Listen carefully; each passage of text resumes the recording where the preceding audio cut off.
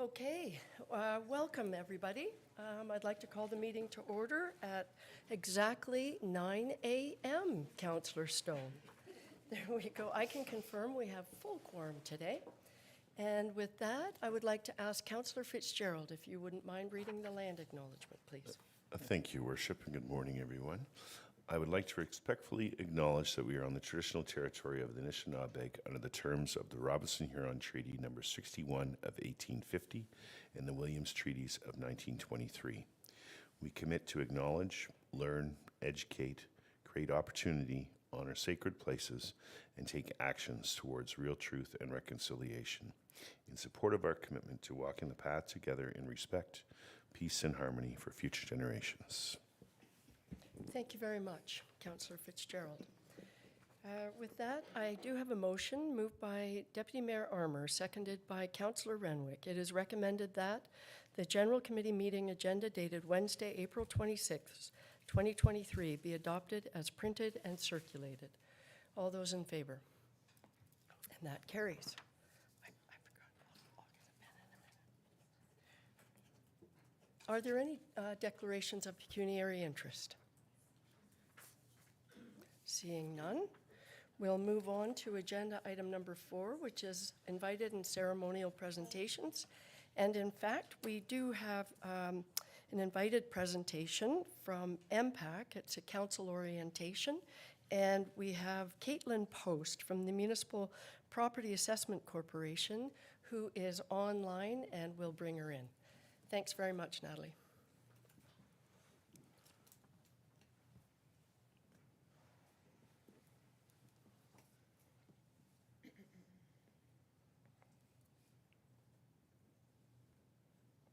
Caitlin. Good morning. Good morning. Welcome. I've Thank just you for introduced you to everybody, so I'll at this point just turn it over to you. Wonderful. I'll just go ahead and share my screen here.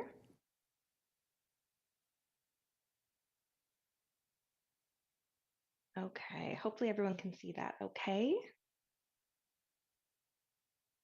Yes? Yep. Perfect. Thank you so much. So good morning. Thank you for having me here today. My name is Caitlin Potts, and I'm an account manager within the Municipal and Stakeholder Relations Department at MPAC, the Municipal Property Assessment Corporation. Here with me today is my regional manager, Lynn Cunningham, and I'd like to just take a moment to congratulate all council members on your elections. I look forward to working with you throughout 2023 and beyond.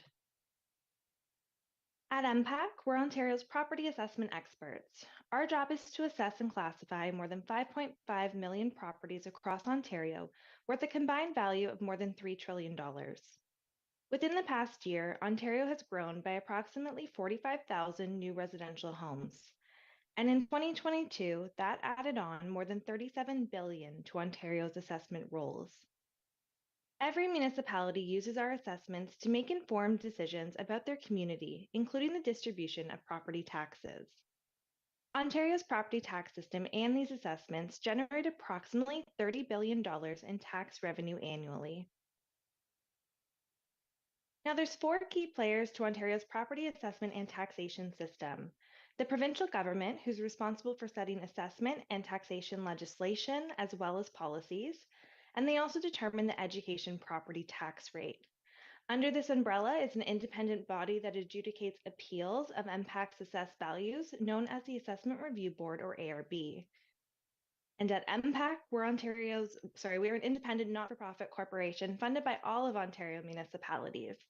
And our role is to accurately assess and classify all properties within Ontario in compliance with the Assessment Act and regulations set forth by the Government of Ontario.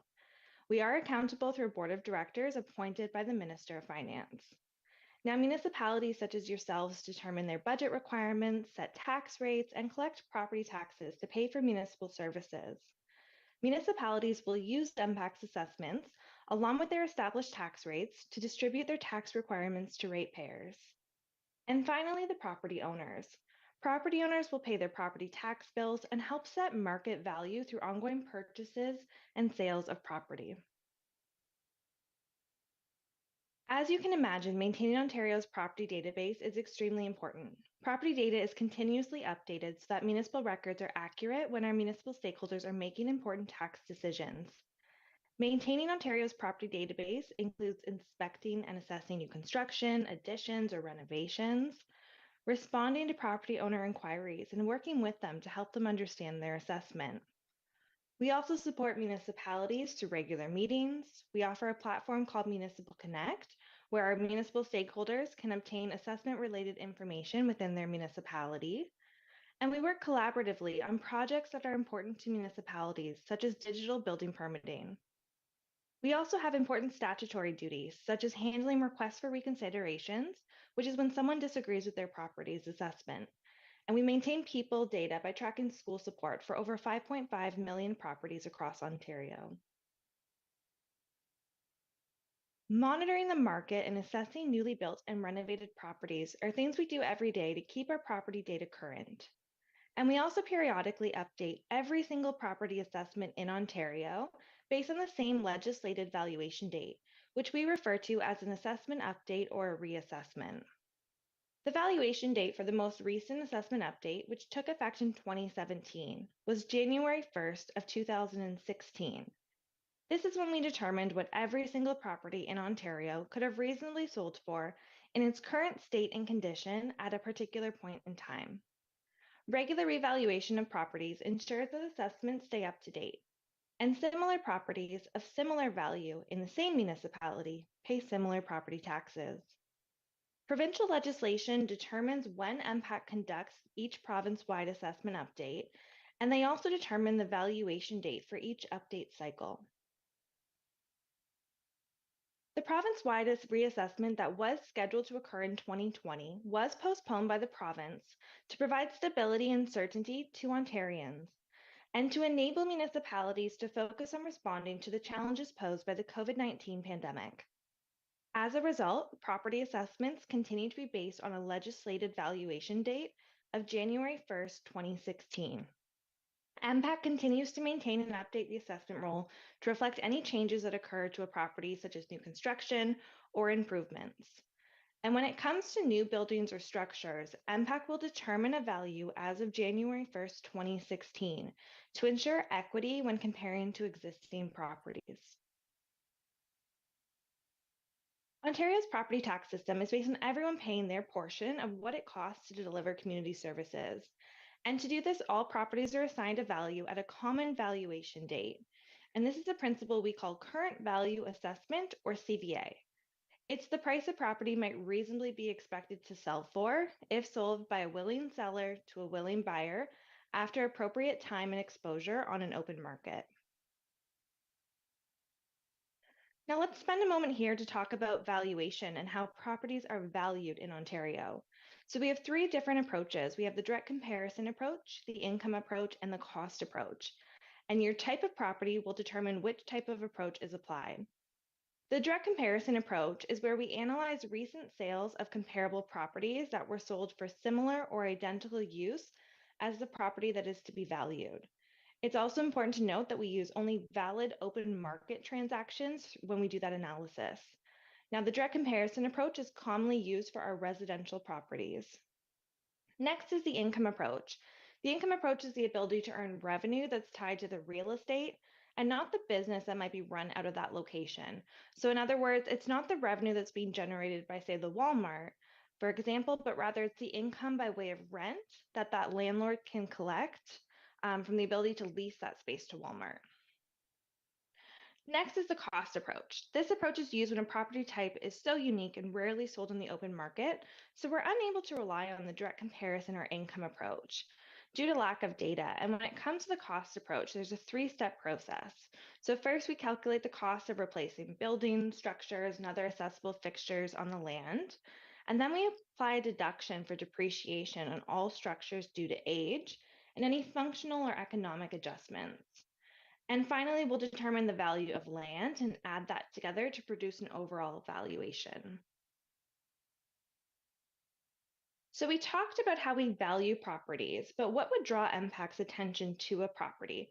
And typically it's one of the following things: a market sale, a request from a municipality or property owner to review the property, any building permit activity, or a request for reconsideration or an appeal.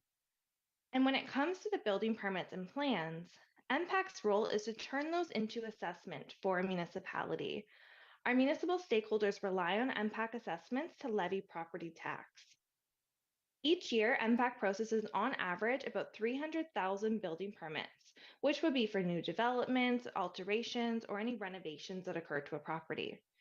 We are the only organization with a data set of all building permits in Ontario, and our understanding of this data gives us a unique perspective on ways that we can modernize its collection and exchange to support our municipal partners.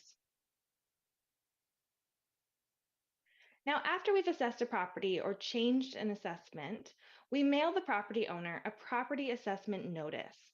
And sometimes property owners don't agree with our assessed value. They may want to connect with a municipality or council to let you know that they disagree with our assessment. But it is important to remember that property assessments are not taxation. And if you are to get an inquiry, you can help us by asking the property owner a few questions. The first being, could they have sold their property on January 1st of 2016 for that assessed value?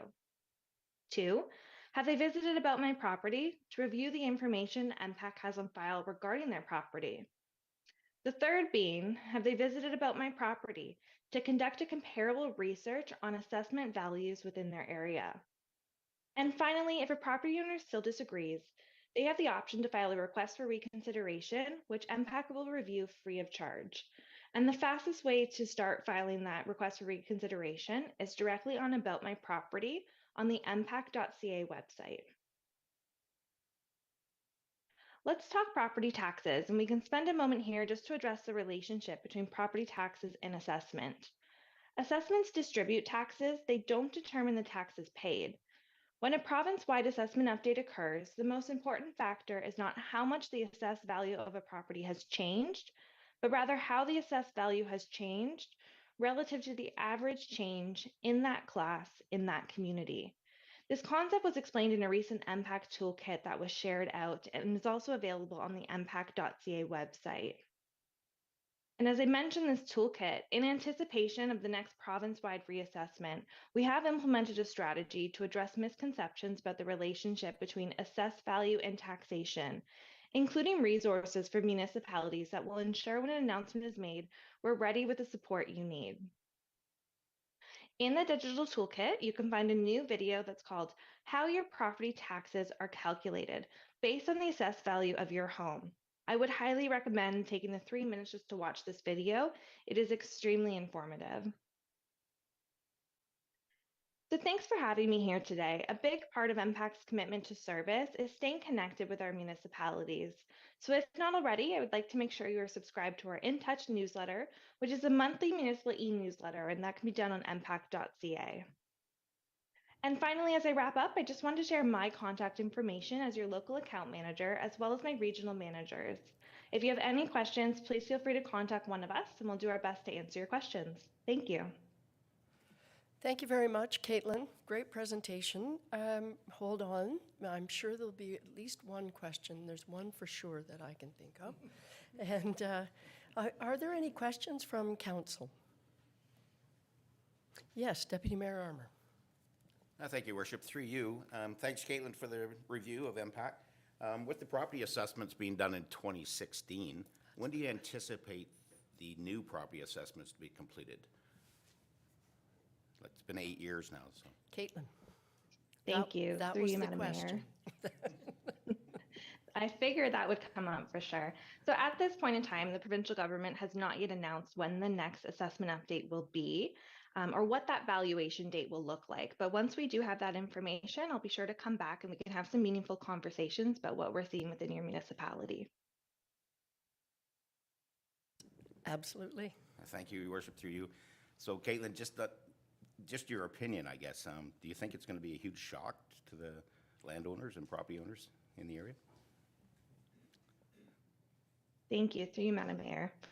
At this time, we've definitely seen sales increase throughout the province, but until we know what that valuation date looks like, that will give us the better understanding of what the next reassessment will look like. And at that point, we'll come back to have some more meaningful conversations.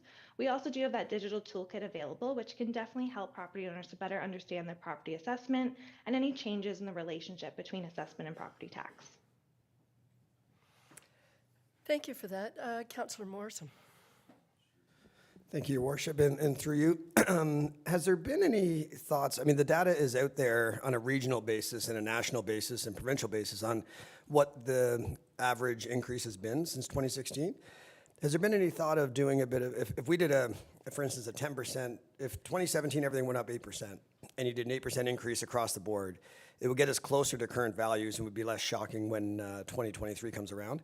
And it would have zero impact on people's taxes because everybody's values would go up, so the actual mill rate would change. So has that ever been considered on trying to get the numbers closer to where they are without impacting people's taxes? Great question. Caitlin. Thank you, through you, Madam Mayor. So at this time, we wait news from the provincial government as to when that next reassessment date and valuation date will look like. At this point in time, all properties are assessed based off that valuation date of January 1st, 2016. Once that announcement is made, we'll have more information as to what that valuation date looks like and any shifts or changes we're seeing within your municipality to help us better support. So if I understand, the response is you haven't had the opportunity to look at a recommendation such as proposed by Councillor Morrison. I'm assuming similar questions have happened from other municipalities. And so issues around phasing in the new numbers. So I'm assuming MPAC is probably trying to look at those possible solutions when and if that happens. Thank you, through you, Madam Mayor. Yes, MPAC is definitely in discussions with the provincial government. We are reviewing all sales that come into our systems as well. And the provincial government will also determine what those phase-ins look like. So once they make that announcement on the next assessment update, that will determine what that valuation date looks like and what the phase-ins would look like as well. So once we have more information on that, we'll be sure to share that out with everyone. Very much appreciated. Thank you, Caitlin. Thank I see that our Director of Finance would like to jump in. Thank you. Julia. I just wanted to add that it is the direction of the provincial government, not MPAC. So I just want to make sure that Right. that is understood, that they're taking that direction from them. I also have seen in previous years, not when I've been here, but when you go back in kind of the historical rates, when they have done big adjustments in the assessments, you'll see a negative tax rate. So it's not that there's going to be a correlation between the tax rate and the assessment rates for sure, but it's not going to be an automatic, massive hit to your tax Not a bill. It'll massive balance hit with to- the mill rate. And I think that's really important to keep reminding all of us as well as the public for sure, because I suspect that most of us think, oh my goodness, that's going to be huge, right? So we'll just continue to thank you for that. Great. All right, Councillor Fitzgerald. Thank you, Worship, and through you to Caitlin. Caitlin, I know previously that MPAC has used subcontractors to catch up when there's a reassessment. I'm sure you don't have employees readily available to do an assessment when the province does, in fact, say it's time to do it. I'm just wondering if there's any consideration for a plan to use local subcontractors to make that happen, because I know sometimes they come from the GTA or whatever, and it may be a boost to our economy just having that little bit of help from MPAC with employment. Caitlin? Thank you, through you, Madam Mayor. So we do have property inspectors and analysts all throughout the province at each of our local field offices. I don't have any information at this time regarding that, but I can take that one away and get back to you. Thank you, Caitlin. Thank you Thank for you. that. Are there any other questions? Okay, I think you're off the hook, and thank you for coming today. We really appreciate it. Thank you so much for having me. Okay. All right. With that, we are. Okay, we are moving on to reports from committees, starting with an update at 5.1 Community Services Master Plan and Waterfront Strategy from the April 11th, 2023 meeting. Councillor Morrison.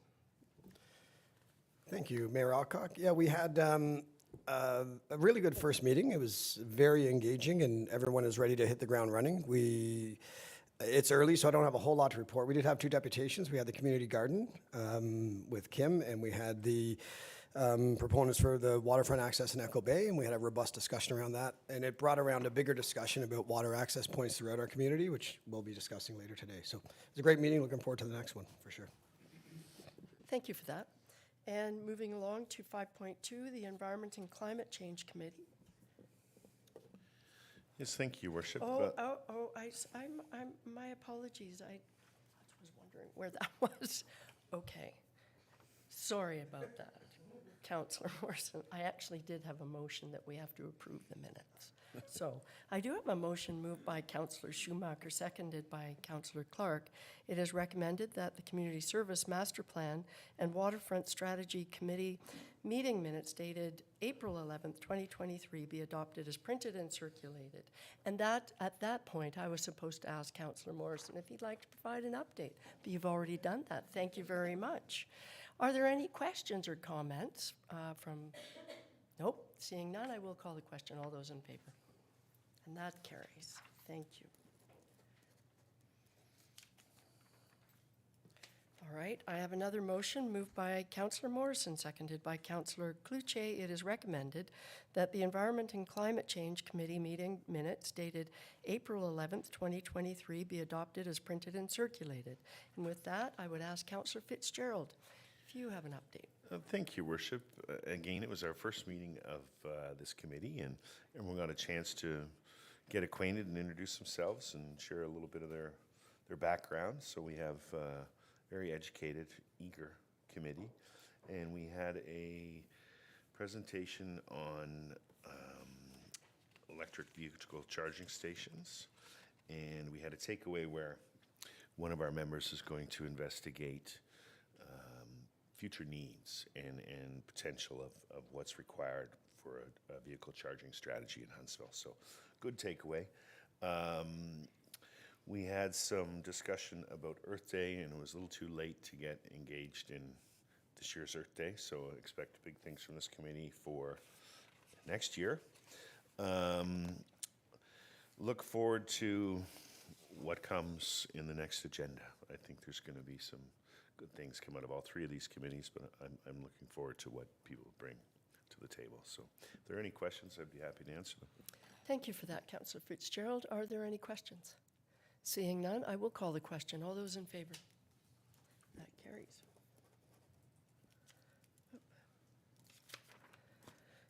Okay, I have the third motion with respect to these committees, moved by Councillor Fitzgerald, seconded by Deputy Mayor Armour.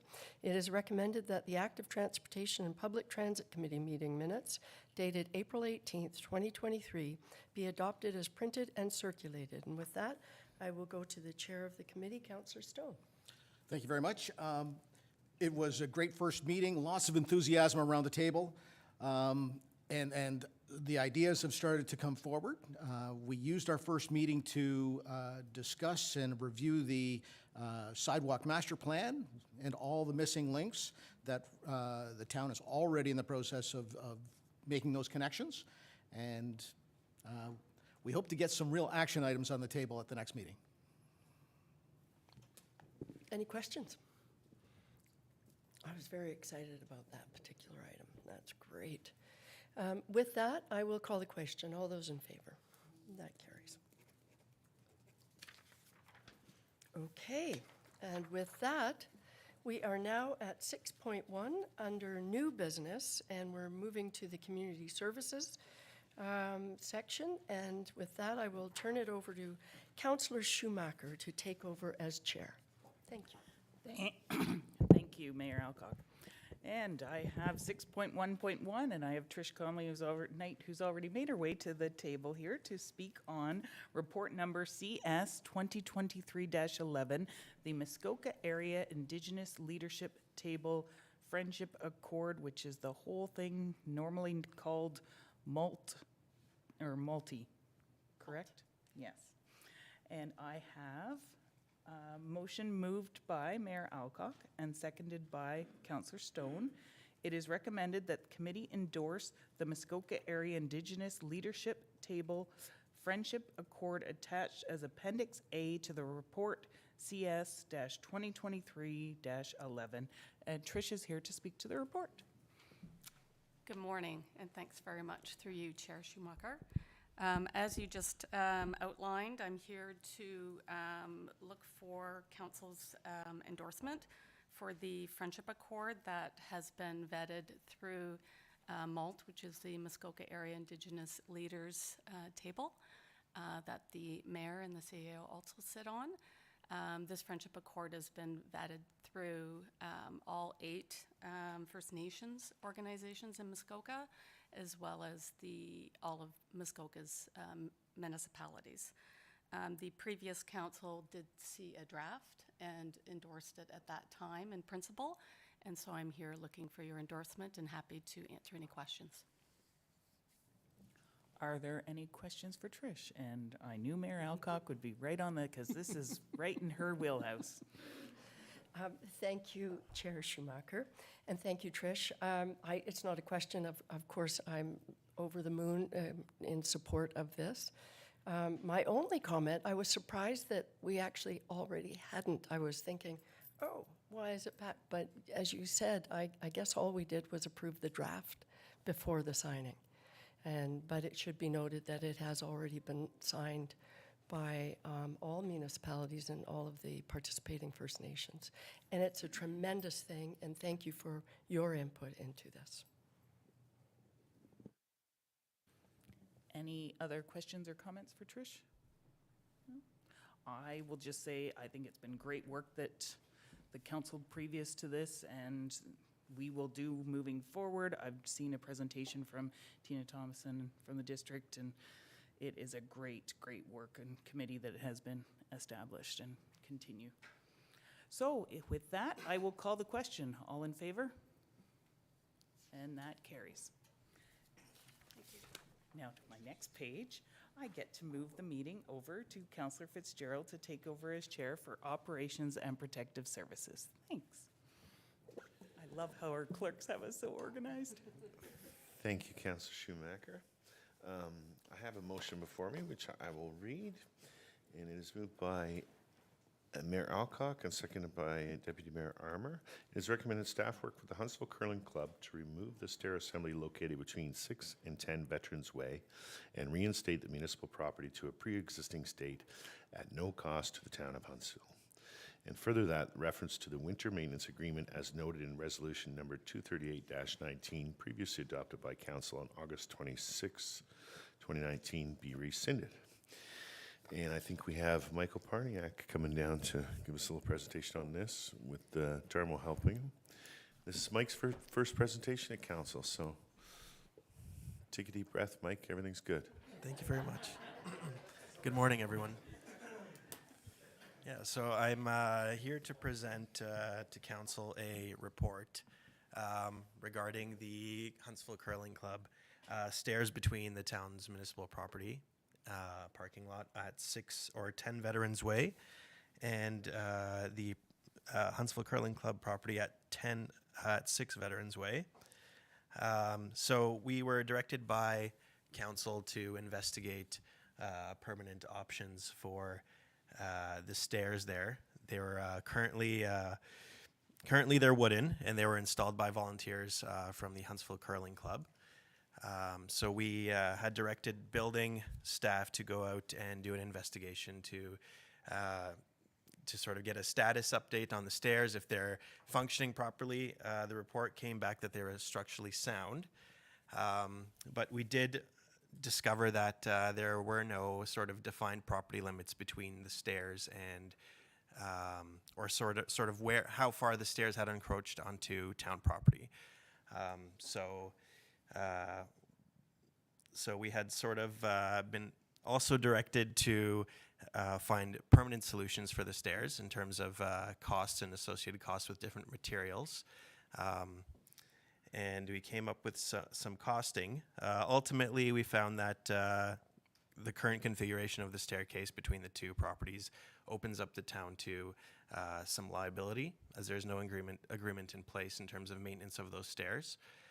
So we're recommending that the stairs be removed and that access be maintained through the sidewalk on Veterans Way, which was just recently constructed on the north side. So there should be no hindered access to and from that parking lot to the curling club. If I have any questions to answer, I'm happy to do so. Thanks, Mike, for your first presentation. Great job. Are there any questions? Mayor Alcock. Thank you, Chair Fitzgerald, and I think the deputy had his hand up before I did, but there we go. I just want to say thank you, Michael, great report. And so the assumption being, I'm looking at the picture of the brand-new sidewalk, and it's really nice to see that because it's connected all the way down the street. So the assumption is people will park and then walk up on the sidewalk to the property. Through you, Chair, that is correct. So that sidewalk is maintained as part of our regular maintenance operation, so it's always maintained. So there shouldn't be any additional cost to the town for that maintenance there. Perfect. Thank you. Deputy Mayor Armour. Thanks, Chair. Just a quick one to follow up on that. So what's the distance from the parking lot for someone to walk up around the corner back through instead of jumping over the bank? Through you, Chair, it is about, I'd estimate, I didn't measure it, but it's about maybe 30 feet. So. Councillor Stone. Thanks very much. So these situations kind of drive me a little crazy. So we can spend $7,000 to do a survey. We can spend $13,000 to replace the stairs, which the current stairs are structurally sound. The liability issue is because we don't have an agreement with the curling club. If we remove the stairs, people are inherently lazy. They'll be climbing up that hill to get to the curling club. So, in my opinion, the very simple solution, leave the damn stairs, make an agreement with the curling club. When they stop being structurally sound, we replace the wooden stairs. So, low cost, achieves everybody's goal. So, that's my proposal. Thank you for that, Councillor Stone. Are you proposing a motion? Absolutely. Okay. Do we have a seconder for that motion? And Councillor Cloutier seconding. Discussion about that? Councillor Morrison.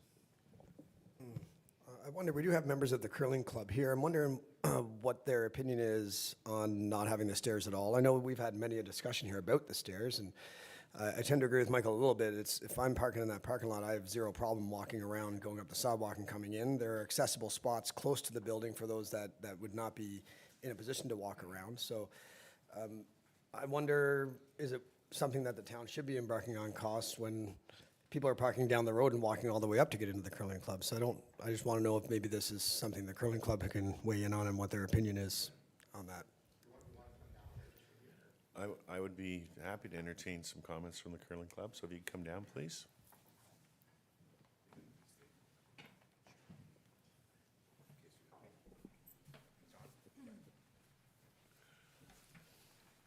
Yeah, good morning. My name is Ron Creech. I'm the president. We had met before, and so the question is, if we remove the stairs, is there a concern? And absolutely there is. So prior to the stairs, and that's why actually we installed the stairs, is we had a number of people navigate up that slope, and we did have some people stumble down. So we thought the best temporary solution was the insulation of the stairs. So if we remove the stairs, I think we would still have the problem of people trying to walk up that slope. So there might be other ways to kind of mitigate that risk, but our preference would be to have some kind of stairs going up there.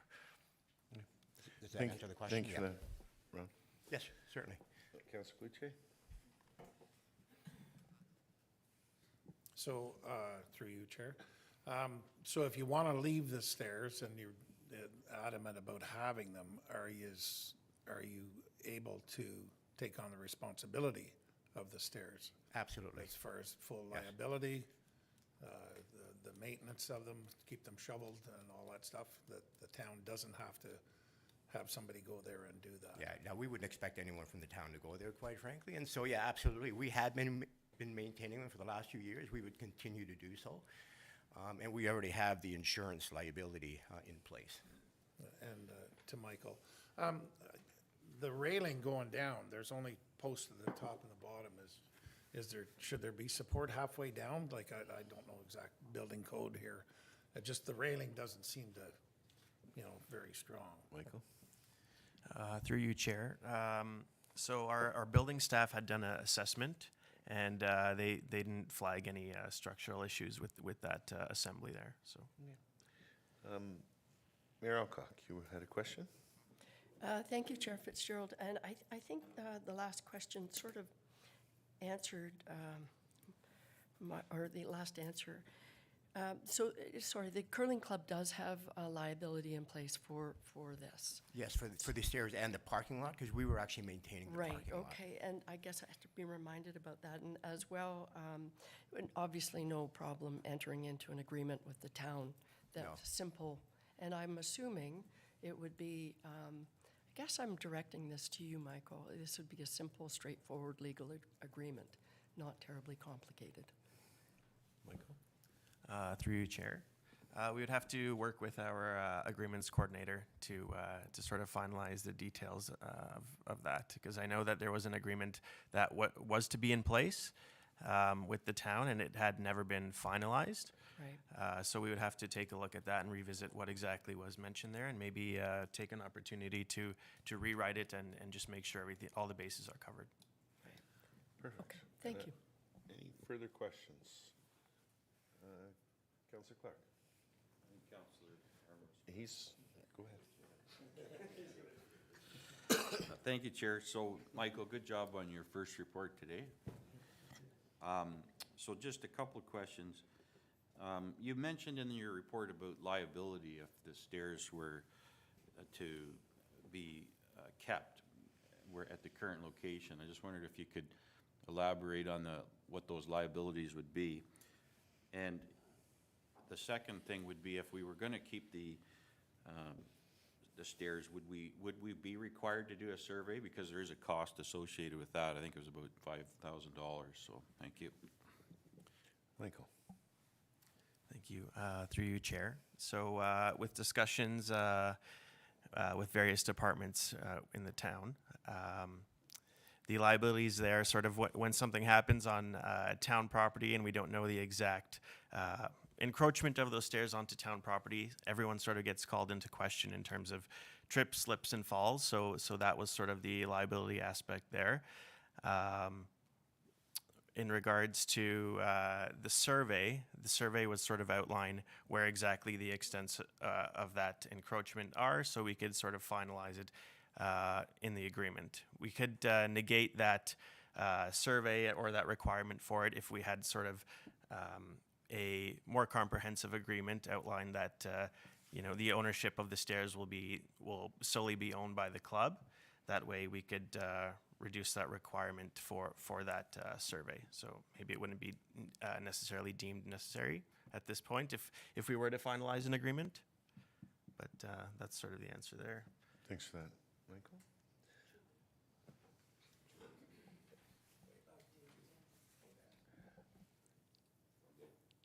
Our Director of Finance would like to comment at this time.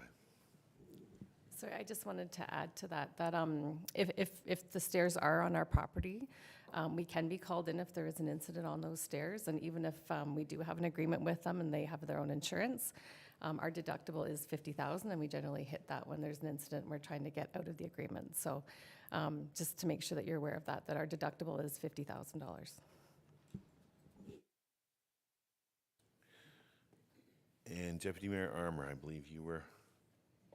Thanks, Chair. Actually, Councillor Clark asked my question, and Julie answered the other part of it, so it's all good. You take it rough in the corner there sometimes, depending who the chair is. Well, I apologize, Deputy Mayor Armour. It seems like a few more issues have arisen with recent comments, so I wonder if we should do a little more homework on this, and rather than try and pass something today, and at the I guess my thought process is if we're looking at a $50,000 deductible, then maybe a $5,000 survey investment is probably a wise choice. Councillor Stone. Thank you. Again, this drives me even crazier when the bully insurance companies dictate what we do. We have some friends here we work really closely with. It's the right thing to do. We shouldn't be spending taxpayer money on either the cement stairs or a survey of $6,000. We have some friends. The stairs are sound. Let's work together. And I can't be bullied by the insurance companies. Councillor Morrison. I'm with Bob on keeping this access there. If it's useful to the curling club and it's there, let's find a way to not remove it. When you're talking about a survey, we don't need a full survey there, right? We need to find 2 points, and with a metal detector, we can find those 2 points. I've done it many times. Corey's done it many times. We just need to know where that line is. It won't cost us $5,000 to find out where that line is. So if that is a cost, just make sure we're not calling for a full survey. That would be not necessary. Michael's going to speak to that. Yeah, I'm going to go to Michael. Michael, you have some comments regarding the last comments? Through you, Chair. So we had reached out to a survey company just to do some due diligence to see where we are. I personally went out there to look for the property bars. I think during the reconstruction of the Veterans Way road project, those bars were removed. I wasn't able to find them. So we reached out to a survey company, and I had mentioned that we just need 2 markings to define the line, just to see the exact encroachment of those stairs. So the majority of the work is administrative costing. So the actual survey work to do all 4 property bars is similar to the price of just getting the 2 points done. It's a lot of background work that cost is associated with. So we had figured if it's town property, we might as well do the full property limit, and in the meantime, we'd also be able to exactly determine where those stairs lie on our lot line. Thank you, Michael. So I agree with a lot of the comments made here, and especially the friendship one, and let's do the right thing. Unfortunately, that's not the world we live in today with the insurance company. We do have a motion on the table and a seconder. Mayor Alcock? Thank you, Chair Fitzgerald. I'm wondering, like you, I agree with a lot of the comments that have been made. And I certainly appreciate how it seems so silly to remove stairs that are adequate and all of that. I also, and I agree with you, Councillor Stone, that I hate being bullied by the insurance companies too.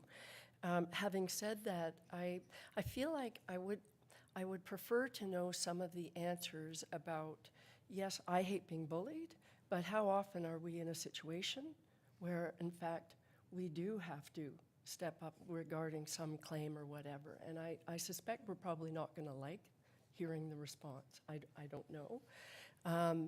So or the cost around surveying, and it was in Michael's report, and I know there's a bit of, the bars have been removed. So the legal agreement, it's straightforward, all of that, but nothing in the legal world is cheap, right? So I feel like if I wouldn't mind putting the motion on the floor to defer this for 1 month, just to get some of those additional, how much, in fact, it will cost us to leave the stairs where they are. And Michael, you did a great job. It's in your report, but we're asking you more questions about it. So you're going to have to come back with similar answers, but more detail. And so that would be my proposal, 1 more month to sort of tie up a number of those loose ends, and then we make a decision that's a little more informed. That would be my proposal. So Okay. a motion to defer for a month. I am going to go to the clerk and ask a question. Do we need to deal with this particular motion or suspend the other motion? How would you like us to proceed? Thank you, Chair Fitzgerald. If the mover of the first one would like to withdraw it, with the understanding that what Mayor Alcock said, we can do that. If not, the first motion would be on the floor. Councillor Stone.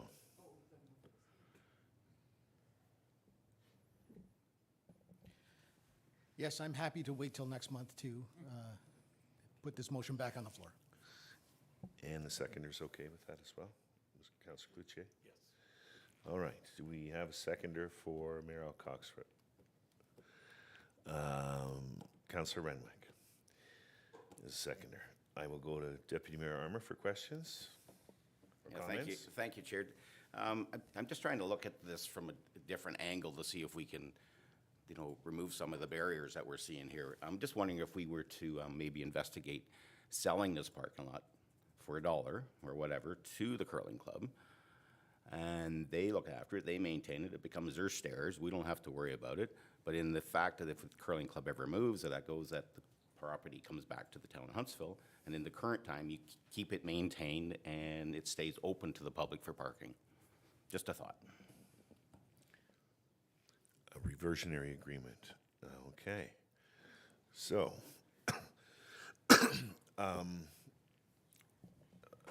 hold questions for a second. I actually, you're proposing that?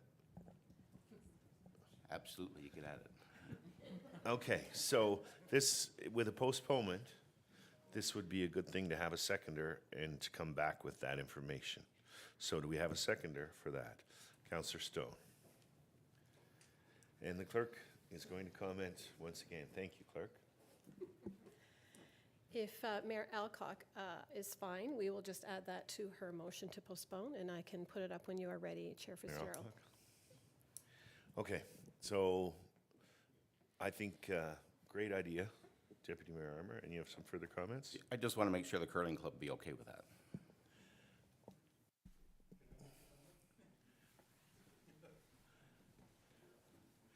Yes, you may. It's already in place that if the curling club were ever to leave 6 Veterans Way, that the property, the building, and all of the contents go to the town of Huntsville. So that is quite a manual current. Okay, thank you for that. So I'll give the clerk a minute and she'll let me know when she's ready, and we'll have a proposed amendment.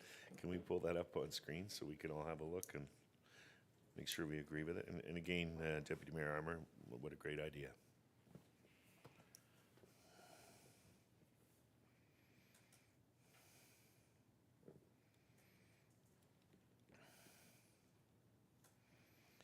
And that's way too small.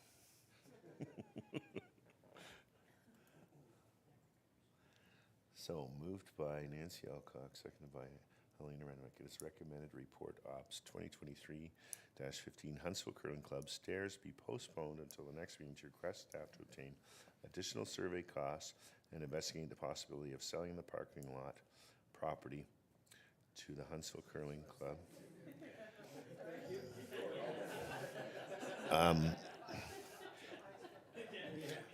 Containing a reversionary ownership clause.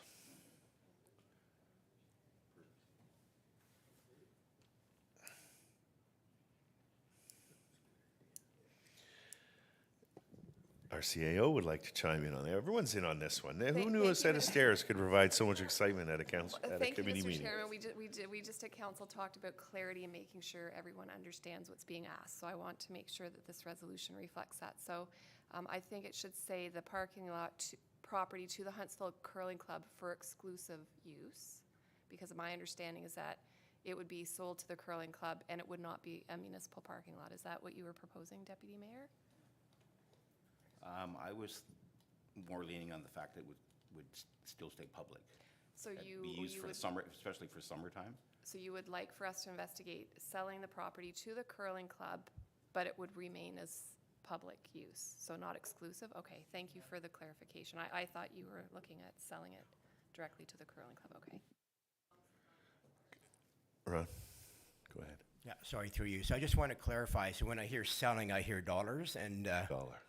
Okay. Thank you. I didn't catch that part earlier, so yes. Let's make it 2. Fair enough, thank you, okay. Keep talking, Ron. Do I hear 3? Okay, well, that was good. Any more comments or questions? We all saw the motion on the screen. I'll call the question. All in favor? And that's carried. Thank you, everyone. Michael, good job. Thank you. That's for you. You can put that on your bulletin board.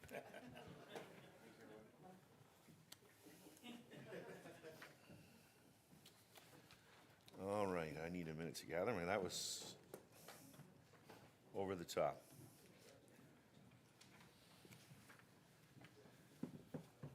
All right. Our next report, moved by Helena Renwick, seconded by Bob Stone, where staff were directed to seek public input for water access to, sorry about that, water access to Ferry Lake in the vicinity of Echo Bay Road. And whereas staff reviewed 2 I think, are we on the right one here? Am I on the right one? Who says no? I'm going to go back. Thank you. It was in the wrong order, I think. I will get to the right one. There we go. Okay. Sorry about that, folks. Report number OPS 2023-10, swimmer and boater safety at Port Sydney Beach. Whereas the number of boats have increased mooring at the Port Sydney Beach, and whereas committee directed staff to consult with the public and prepare a proposal to make the beach and swim area safer for those using it. Now, therefore, it is recommended the staff be directed to improve signage and safety features at the Port Sydney Beach in order to educate and caution users at this location.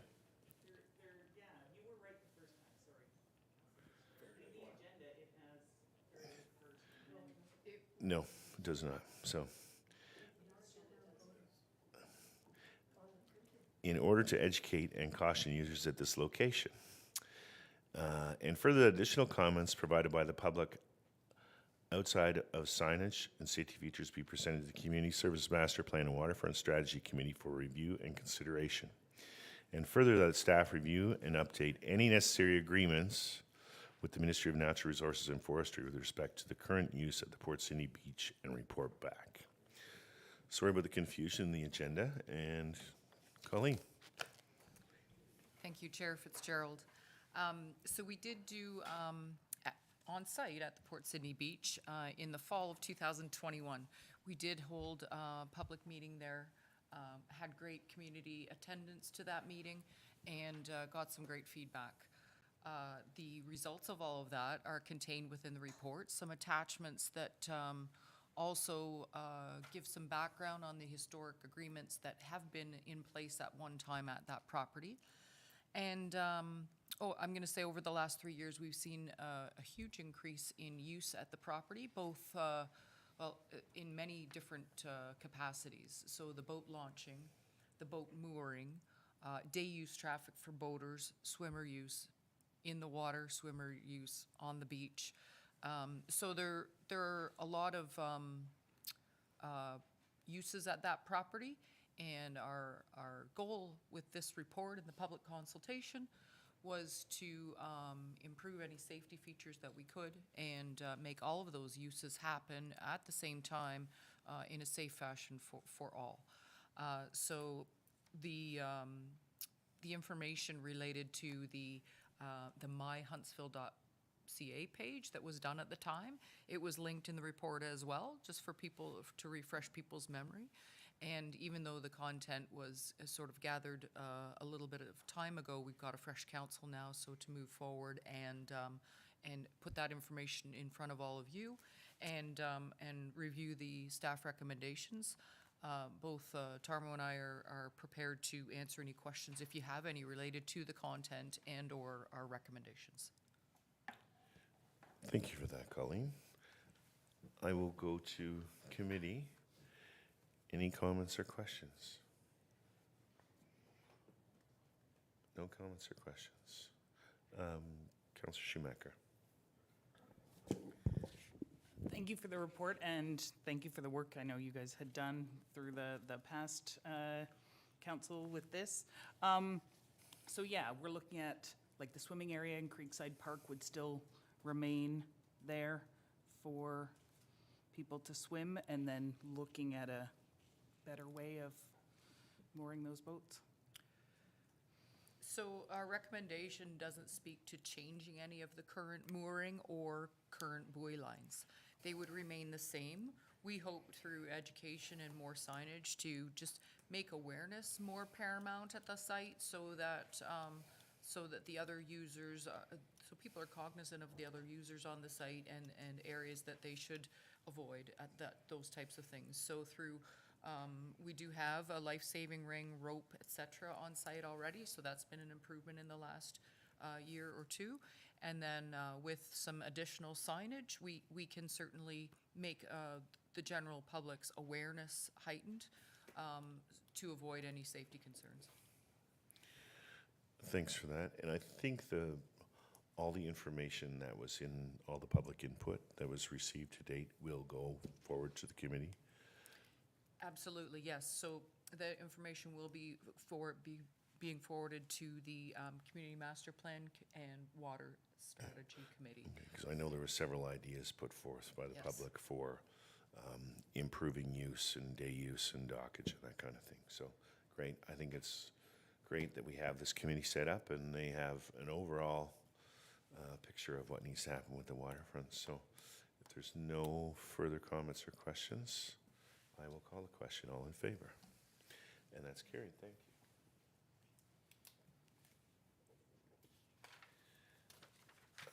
Moving right along, I don't know if we did have some mixed up order or a changed agenda, Your Worship?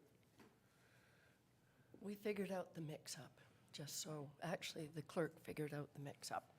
That the second item on your long agenda came out as an addendum. So there's a little funny A there, and so there were two versions of what went out.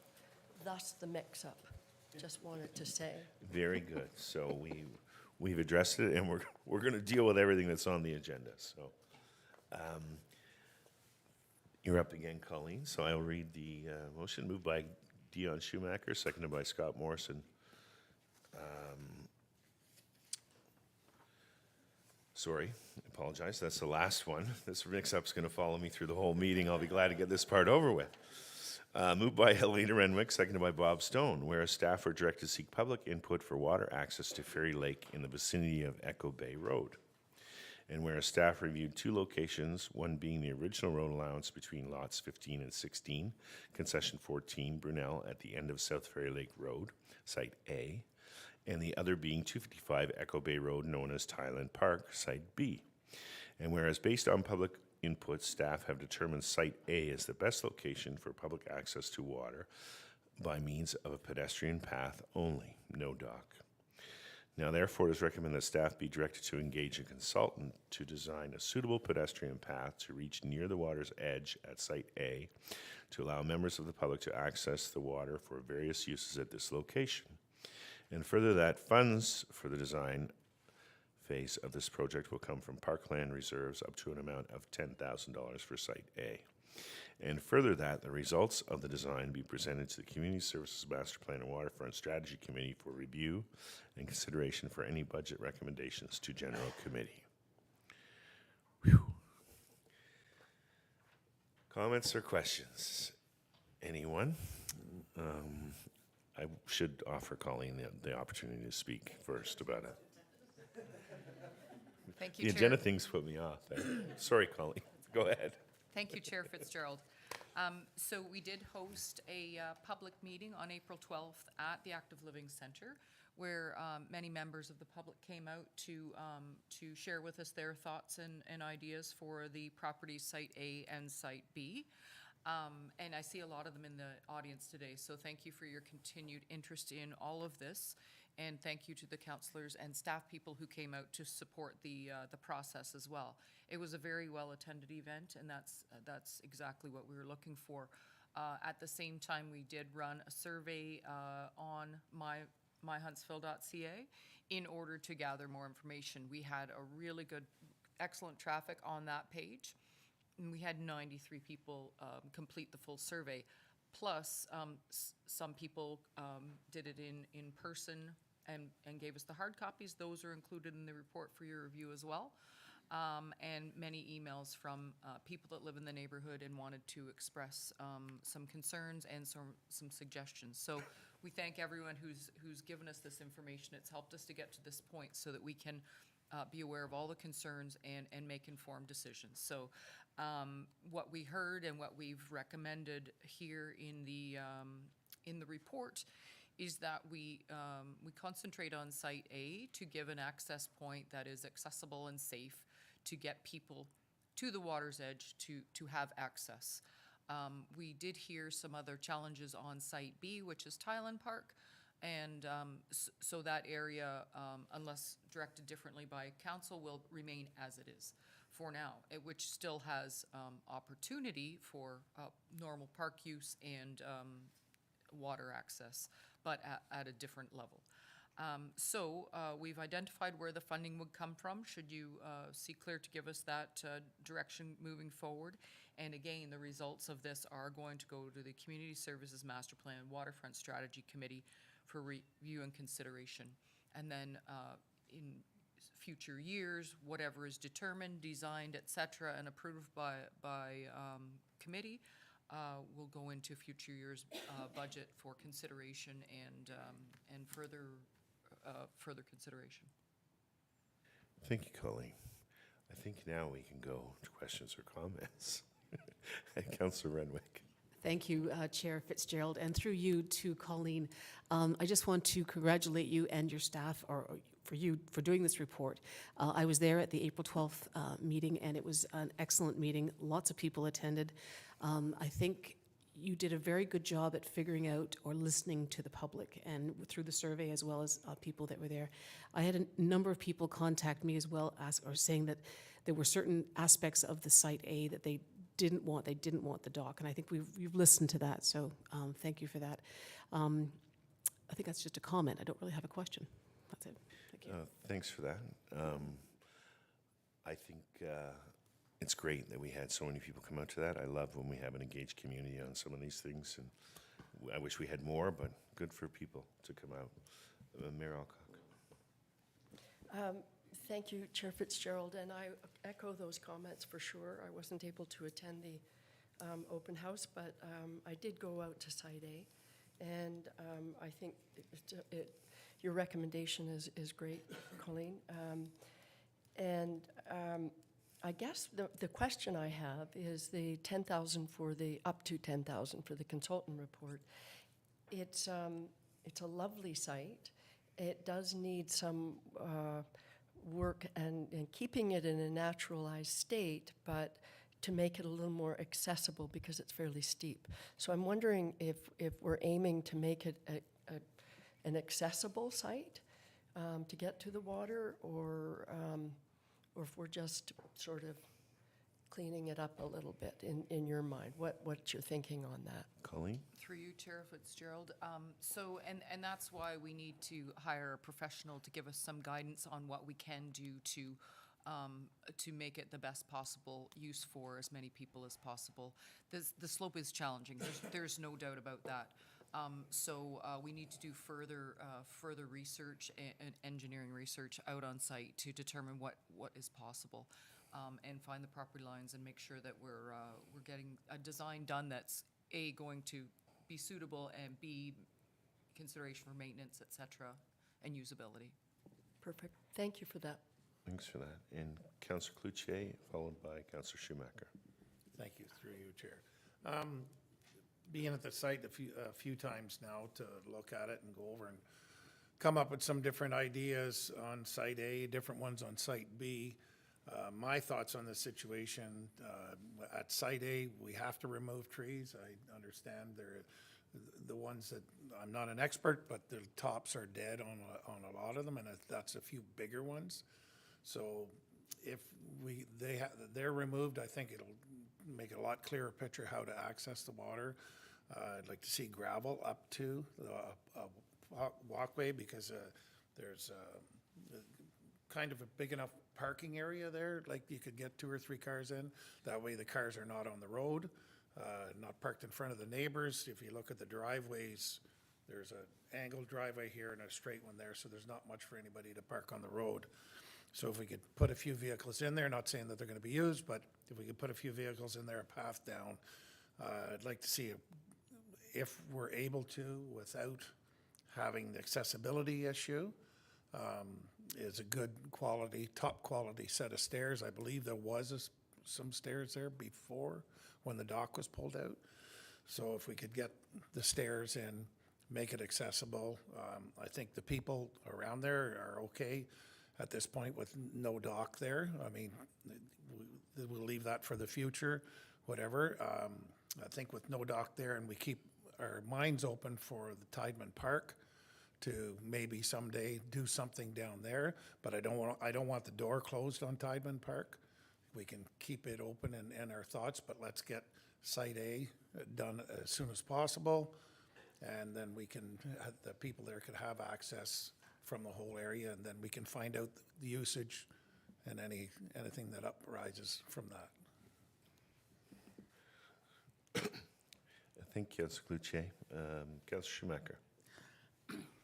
No, thank you for the report. And this sort of, I guess, is an overall general question more to speaking to the difference between accessible versus accessibility. And I know you guys did, I was at the meeting on the 12th, and you did a great explanation, Tarmo, on that. I think for the public watching, because I think there is a lot of questions that, again, as chair of accessibility, those came back to me when that survey came out. So I think it's just, if you could take a couple of minutes to just, well, maybe not a couple minutes, but just sort of speak to the difference between accessible to the public versus accessibility from an AODA standpoint, because I think the public would like to know. And I think Colleen's passing that on to Tarmo. Through you, Chair Go ahead, Fitzgerald. So accessible means a couple things in this case. It means access for everybody that lives, works, and plays in Huntsville.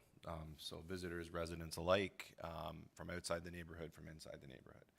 So that's the first principle, is that it's accessible to all that way.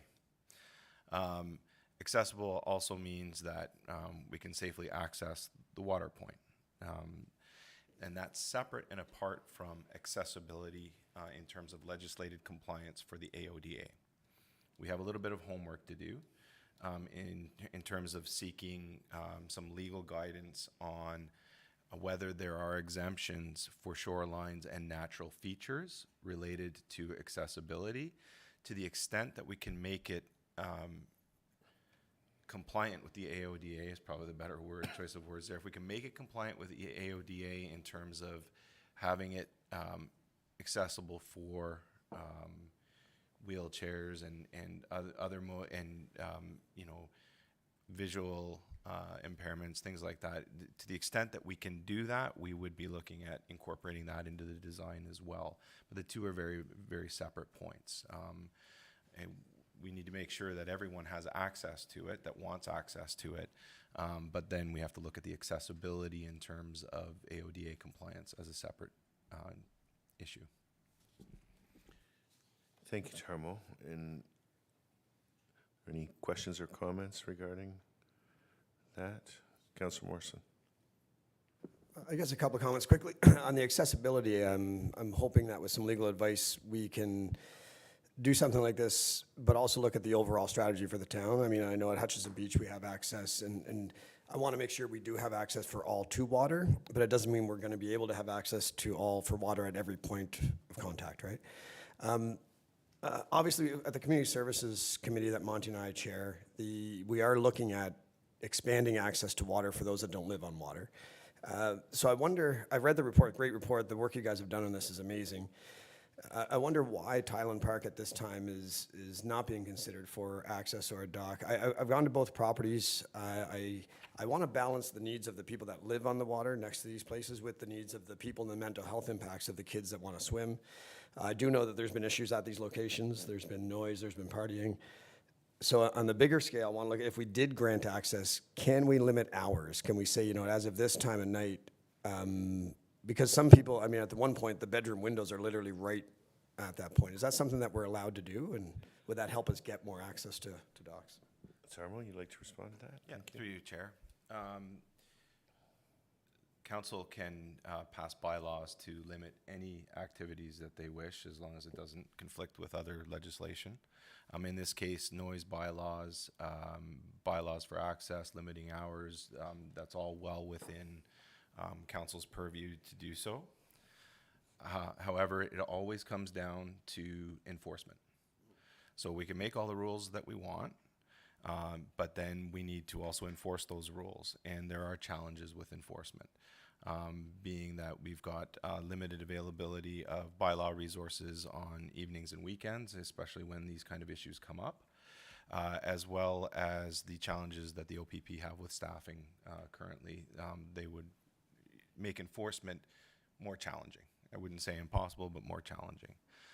So yes, absolutely, we can institute those rules, but it's a question of whether we can follow up on that. Follow-up, Councillor Morrison?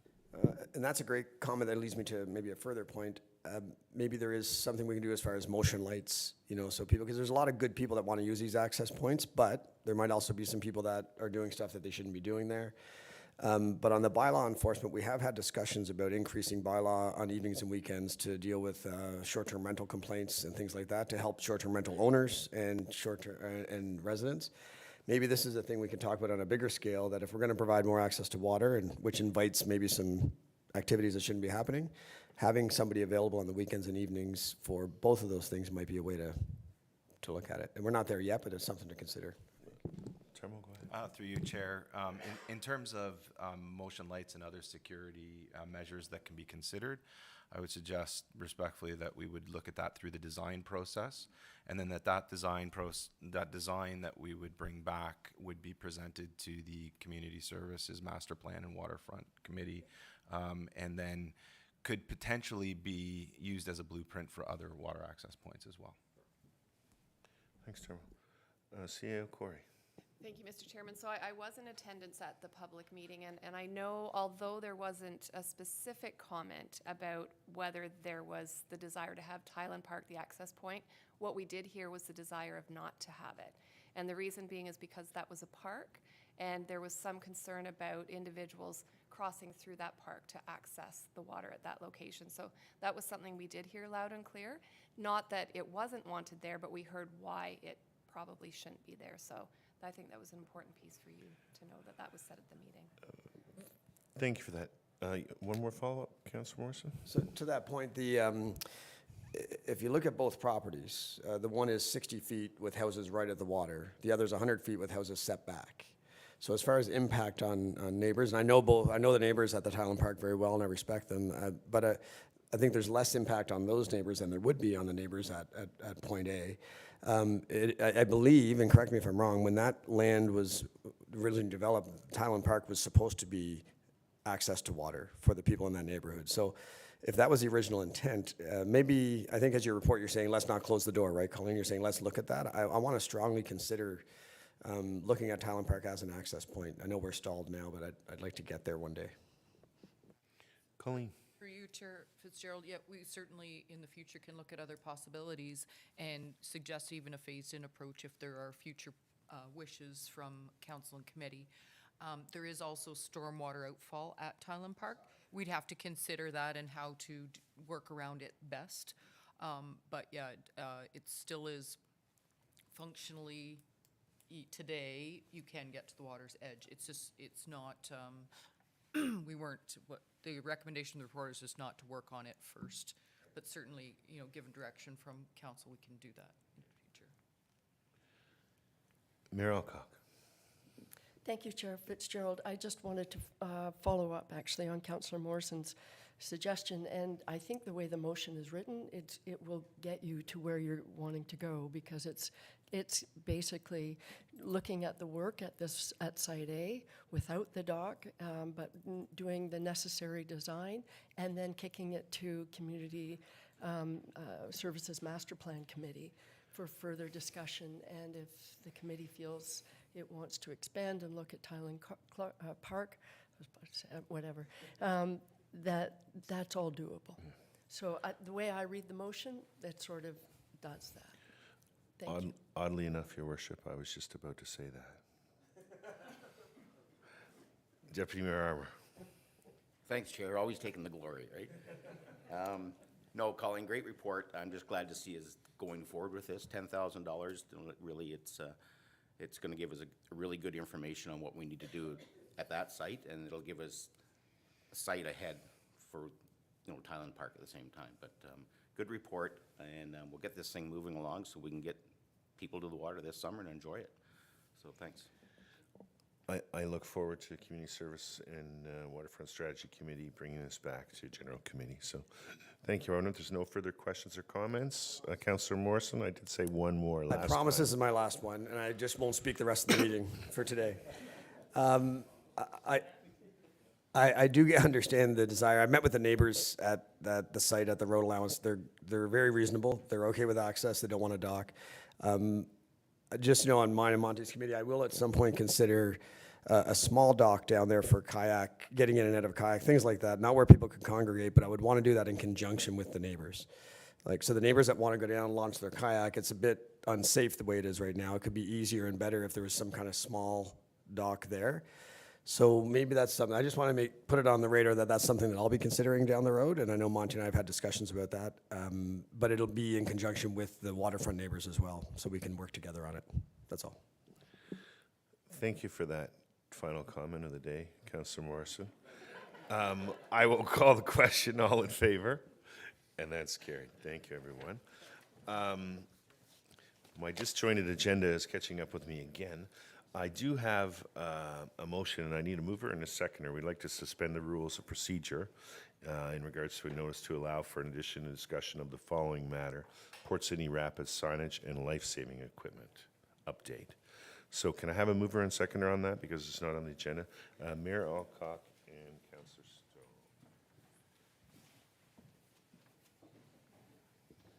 Stowe. All right, Tarmo, we have approval to discuss it. All in favor, sorry. Let's go. Okay. Thank you, Chair Fitzgerald. Once you're off, you're off. Eh? This is now a separate matter from both what I presented Monday night as well as separate from Port Sydney Beach. This relates to the Port Sydney Dam area, and it is discussing signage and life-saving equipment, and the fact that I'm going to bring a more detailed and thorough report for Council's consideration in the next month or two related to Port Sydney Beach, or not Port Sydney Beach, Port Sydney Rapids. You see now, it's starting to wear off. Contagious. So the Port Sydney Rapids, we know that there have been some unfortunate events over the past couple of years related to safety, and I think that was the basis of the concerns raised by Council about increasing signage for awareness there, as well as providing life-saving equipment. In addition, the town already does provide porta potties there for public washrooms, as well as garbage bins for the purposes of garbage disposal there to try and keep the shoreline as clean as possible. Right now, having consulted with the Ministry of Natural Resources and Forestry, we would be required to enter into a land use permit to increase the signage and add that life-saving equipment at Port Sydney Beach. Sorry, I keep saying beach, I apologize, at the Port Sydney Rapids. The land there is Ministry of Natural Resources land, and the opinion of at least the bureaucratic layer of the Ministry of Natural Resources in our consultations with them is that it meets all current Ministry of Natural Resources guidelines and requirements for signage, for warning, and they do not want to provide the life-saving equipment there because Ministry of Natural Resources does not want to encourage people's use of shorelines and water bodies beneath dam locations. So if the bottom line is, if the town wanted to entertain adding that for the purposes of making it a town attraction, it is listed on the town's website as a location. then we would require that legal agreement that would spell out what we could put on that beach, and it would be all laid out in there, on that waterfront, and away we go there. So a little bit more homework to do to spell out exactly what that looks like and exactly what the costs are. The land use permitting ballpark would be probably looking at around $4,000 a year to maintain that licensing agreement with the Ministry of Natural Resources and Forestry. So that's what I have. Thanks, Tarmo. So just to enlighten everyone, we had a motion of council to request the ministry to put those devices there and increase the signage. The response was that we need to enter into a land lease agreement, and it was our responsibility. I think it may be in the minister's hands now, so we may get some different feedback from that. The minister was contacted and suggested that maybe the ministry should take a little more responsibility and not try and downput that on the municipality. So hopefully we'll hear about that sooner than later. But thanks, Tarmo. So I look forward to your update. And is there any comments or questions? Okay, that was just a for information only report. So thank you, everyone, and thank you for putting up with my agenda issues. And I'm going to move this along to Councillor Morrison to take over as chair, which is going to be difficult because he's not allowed to speak for the rest of the meeting. I'm allowed to speak, I'm just not allowed to ask questions. I think that's what I've agreed to. Okay, thank you, Councillor Fitzgerald, and moving right along. We have Jessica Boyce here to present. I do have a motion, moved by Councillor Fitzgerald, seconded by Mayor Alcock. It is recommended that file RC 02-2023 be given preliminary approval conditional on the following conditions. The applicant pay all survey, legal, and associated expenses. A survey be provided showing the lands being transferred as a specific part of the plan. A registered transfer deed of land be filed with the municipality within 1 year from the date of approval, or the approval will be considered null and void and a new application will be required. That any utility plant located on the lands proposed to be closed be given an easement, and the lands are declared as surplus to the town's needs. And further, that the application fee and sale price for the lands be waived. So I'll pass it off to you, Jessica. Thank you, Chair Morrison. This report is with respect to an original road allowance closure between lots 10 and 11, concession 13 Chafee. This is off Ripple Lane in the Ripple Lake and Lake Wasiosa area. It contains a closed landfill site. The District of Muskoka assumed responsibility for this site in 2014 and currently has some non-compliance issues from the ministry's perspective. The district was required to block the lands from public access by way of fencing and have the lands transferred into their ownership. As such, the district reached out to the town to obtain ownership. Since this is a highway under the Municipal Act, we need to complete that process under the policy. The district is not an abutting owner of the property as required under the policy.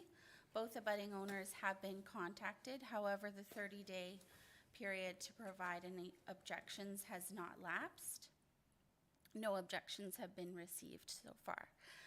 Given the history of the land and the ministry involvement, staff are recommending approval of the closure and waiver of the land costs. Thank you very much, Jessica. Any questions from council or committee, I suppose? There's one. Councillor Renwick. Thank you, Chair Morrison. Through you, how many days do we have left? You said the 30 days are not up yet, and we're not expecting any objections, but how many days do we have left? I believe we have about 10 days left. Okay. Any other questions? Mayor Alcock. Thank you, Chair Morrison. And to follow up on that, it is unusual, though, that we would bring a report forward before the consultation period has lapsed. And so you're pretty confident that we won't receive any, given first, I don't know how to answer that question, really. Through you, Chair Morrison. So I have spoken to both neighbors. I know that they have received the information. Neither of them have indicated an objection. Also, the reason why I moved forward with it is from a staff perspective, the ministry requirements would trump any objection I can imagine. Thank you for that, Jessica. What I love about this is Jessica is moving expediently, getting ahead of things instead of waiting. Amazing. Any other questions from anybody? Okay, with that, I'll call the question. All in favor? Okay, and that carries. Okay, moving along to 6.3.2. Again, Jessica at the helm. We have a motion. Moved by Councillor Cloutier, seconded by Councillor Schumacher. Whereas the Corporation of the Town of Huntsville, whereas the Corporation of the Township of Lake of Bays has given preliminary approval to ORA 21-17, Roberts Road closing, to close part of the south half of the original road allowance between the geographic townships of Brunel and McLean in front of Lot 10, Concession 13, geographic township of McLean, described as Part 1 on a Plan 35R 27098. And further that, committee has no objection to the above noted closure and approves the draft bylaw in accordance with Section 27(2) of the Municipal Act 2001 as attached to Report Corp 2023-32. And further that, the bylaw be presented to council for final approval. Okay, thank you, Jessica. Thank you, Chair Morrison. So this report is with respect to an original road allowance closure between Lake of Bays and Huntsville. So legally, both municipalities have jurisdiction over that area. However, operationally, we just deal with it. Huntsville deals with their half and Lake of Bays deals with their half. Last year, committee approved the closure of the Huntsville half, and subsequently Lake of Bays approved the closure of the Lake of Bays half. In order to finalize this matter, we require 4 bylaws, one for each half from each municipality. The 2 bylaws for the Huntsville half have been passed by both municipalities, and now we are looking to pass the bylaws for the Lake of Bays half. So before Bob's head spins off, any questions from committee? Okay. I can say that Councillor Clark and I had a thorough discussion about this with the chair agenda review, so we know that everything is ready to go. We're good to go. With that, all in favor? Call the question. Thank you, and that carries. And I'll pass it off to Deputy Mayor Armour. Thank you, Councillor Morrison. I think I'll begin mine with a biological break, if everybody's in favor. Yes. All right, we'll take, it's almost 10:30, so please be back by 11:22, please.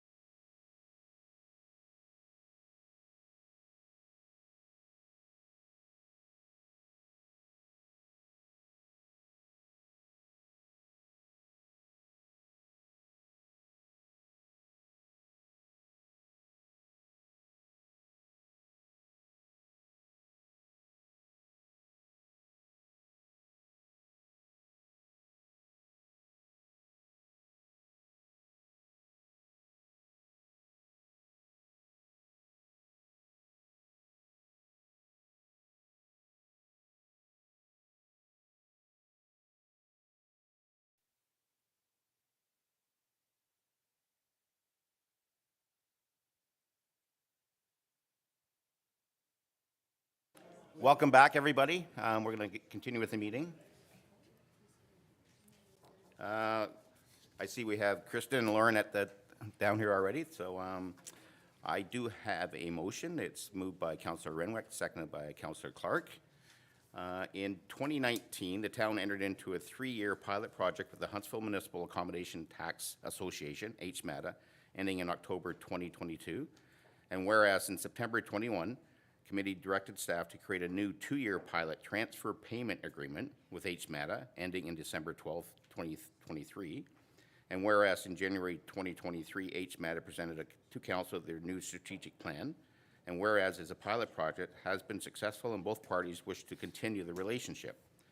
Now therefore, it is recommended that staff be directed to initiate the process of a new 2-year program with HMATA, assigned as the Destination Management Marketing Organization, the DMMO, for the town of Huntsville, and the eligible tourism entity for the town of, as required under Regulation 435/17, Transit Accommodation Tax, with the town of Huntsville providing administrative support and report back.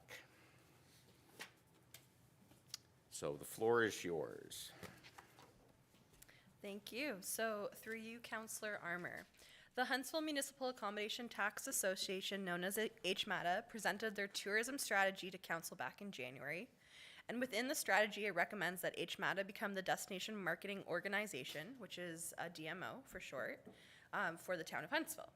Staff were directed to seek additional information and report back on what a DMO would look like, and that is what is outlined in the report today. So after careful evaluation of municipal and tourism findings, consideration of the existing pilot project's accomplishments, and consultation with the HMATA board, town staff do support HMATA becoming the town's DMMO, which is Destination Management Marketing Organization, with provisions outlined in the report. So the next step, if directed by committee, would be to initiate the process of a new 2-year agreement, and myself and Director Maxwell are here to answer any questions that you may have. Thanks very much for that. Do we have any questions from committee? Councillor Cloutier. Through you, Chair. Is there any chance of getting a 3-year agreement, so that it ends at the term of this council?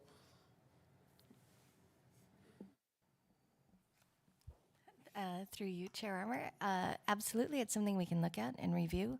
We had initially suggested 2 years, just to ensure that it gave an opportunity for this council to review the program and see if any amendments needed to be made before the term ended. Thanks for that. Councillor Clark. Thank you, Chair. Thank you, Kirsten and Lauren, for the report. When I read through the report, it looks like the town of Huntsville's role will be to act like a record keeper for the most part, looking after reports, agendas, minutes. Is it the town's role also to ensure financial accountability and transparency? I really feel that financial accountability and transparency are very important with the program. And I guess secondly, how will we be ensuring the transparency and accountability, and what steps are we going to take to ensure that? I'm not sure who would like to answer that question, but I can start. So through you, Chair Armour, to answer, I think part of your question would be that we would have a transfer payment agreement, and with that would outline all the accountability requirements within it, and as directed through next steps through committee, we could bring that back as a draft for your committee to review, and that would outline kind of that accountability piece that we're looking for. I don't know if Director Maxwell would like to add to that. Thank you. Great question. There has been a few hiccups along the way with HMATA and the town in the past, and we were hoping that this approach would help us iron out all of those not discrepancies, but things that have arisen that we question, they question, and back and forth, and to try and ensure that we have a much better working relationship moving forward. When it comes to the financial side of things, as they are an independent body, as it stands now, we are giving them the funds to operate as they see fit. council does have representatives on that organization, but we could also look at strengthening the town's ability to do things in that regard as part of the TPA when we bring it back. Well, the TPA is a very important part of the whole process, so it's something we should really be looking at. Councillor Fitzgerald, do you have a question along that? Thank you, Chair Armour, and thanks for the report, and thanks for your continued work with HMATA. I think it's probably fine that we go with the 2 years, so we have the opportunity to review or make changes. It seems it comes up for review, and we make changes on a more regular basis than that anyway. So, but yeah, thanks again. Mayor Alcock. Thank you, Chair Armour. Thank you both for your report. It was really thorough, and I know how much work has gone into it. There's reference to the bubble group, the bubble advisory group, and which I have always loved that concept. And there were so also reference to who might sit on that. Is there a process as to how that will happen, and who approves who will be on the bubble group? And just curious. And at one point there was some thought that maybe even the town could be on that advisory committee as well, for more transparency, that sort of thing. Actually, more input. So, any or all of those questions, that would be great. Through you, Chair Armour. So the bubble itself was a really great concept to kind of show that collaborative efforts and really get insights that made sure to consider different sports, tourism, culture, heritage, and all those other elements that were being factored into tourism itself and economic development. So that's a really exciting concept coming forward. From this point onwards, it would be just the starting point to initiate the process. So I don't believe that HMATA has a plan on how that would look, but we could certainly report back perhaps with more details on how that would come forward. Thank you for that, Lauren. And I suspected that when it was in the note, and absolutely, I think HMATA might need some assistance with that, some advice as to what that might look like, how it be structured, and whatever. So if any work you continue to do with them on that would be really appreciated. Great, and I love it. Thank you. That's great. Thanks very much. Now, before I go to Councillor Renwick, the CEO would like to chime in here a little bit, I think. Well, thank you, Deputy Mayor Armour. So just to circle back to Councillor Clark's question about the administrative support. So I think it's important to note that that is really a key function in the connection between the town of Huntsville and the new board, in a sense that obviously they would be doing agendas, minutes, resolutions. They also would be working with, HMATA is looking at hiring an executive director, so I believe that will be their key point staff person. So this individual would work with them hand in hand to ensure that agreements that are in place, that timelines are being met, commitments are being honored, reporting is taking place. It's very similar to our clerk's department in such a way that they will always remind us, this is outstanding, this has to be done, this has to be followed up on. So they really drive the actions that have to take place. So I do see this as a very important connection with the HMATA board, working with the executive director to make sure that everybody is meeting the obligations that we're committed to. So it's really a very strong administrative piece with a lot of accountability and transparency tied to it. Thanks for that. That's great. Councillor Renwick. Thank you, Chair Armour, and through you, ladies, thank you so much for the report. I'm very, very happy to see that this is more, I guess, a comment, that the assets the town has, the theatre, Muskoka Heritage Place, are combined in this, because that is an integral part to the town, and we want to be able to support those assets. My question is, I guess, what's the role of the Chamber of Commerce? Is there a role for the Chamber of Commerce at this time through this agreement? Or has it changed? Through you, Chair Armour. At this time, discussions haven't been formalized with the Chamber to see if they want to continue trying to support the town with marketing efforts that we've done in the past. The MOU that we had with the Chamber for 2022, I believe the Chamber will be doing a presentation on what they've done in the near future, but we haven't done a 2023 MOU at this point, so. Councillor Morrison. Thank you, Chair Armour, and through you. So quickly, I think the Chamber will always be involved at some level only because they're very much a stakeholder. The events they run are right into the purview of what HMATA funds, so will be there. But when we do go ahead and hire an executive director, whoever that executive director is will not necessarily be associated with the Chamber full-time, and that's that. So if I can, and sorry I didn't get a chance yesterday, this just came up this morning, some questions and comments from the board of HMATA. So and to Denise's point about the administration, the board is very receptive to having the town do the administration. It's not fun. It's not fun for them. The stuff that the board loves to do and the executive director will love to do is putting money in market, getting things into this town, putting heads in bed. So they're very receptive. So the comments are on the table from Councillor Clark. This stuff will be very well received, for sure. The concerns that come out of our emails today is just the two-year administration role. There's no really discussion about the costs, and it doesn't stipulate in the report who's paying off the top. I know we discussed that it would come off the top. So obviously they want to make sure that that's addressed when we move forward, and I know it will be. But if anybody from the board's watching that, I just want to make sure that you guys are aware of that. And the advisory bubble, they just want to know that it's a panel of advisors. So to your question about the bubble, it's a panel of advisors contributing to the best interests of tourism, and the board will welcome all stakeholder feedback. So that bubble, if Mayor Alcock has ideas, like we'll be looking at all options, and it'll be a huge addition. It'll be awesome. And then as far as we've talked about adding another staff member, kind of what Trish's role is right now in community services, being culture and everything, arts and culture. We mentioned in the report about modification of the board. It won't actually modify the board, because that would be just an advisory role, right? So maybe that's something just to be aware of, that's all. Thanks, Kirsten. Thank you, Chair Armour.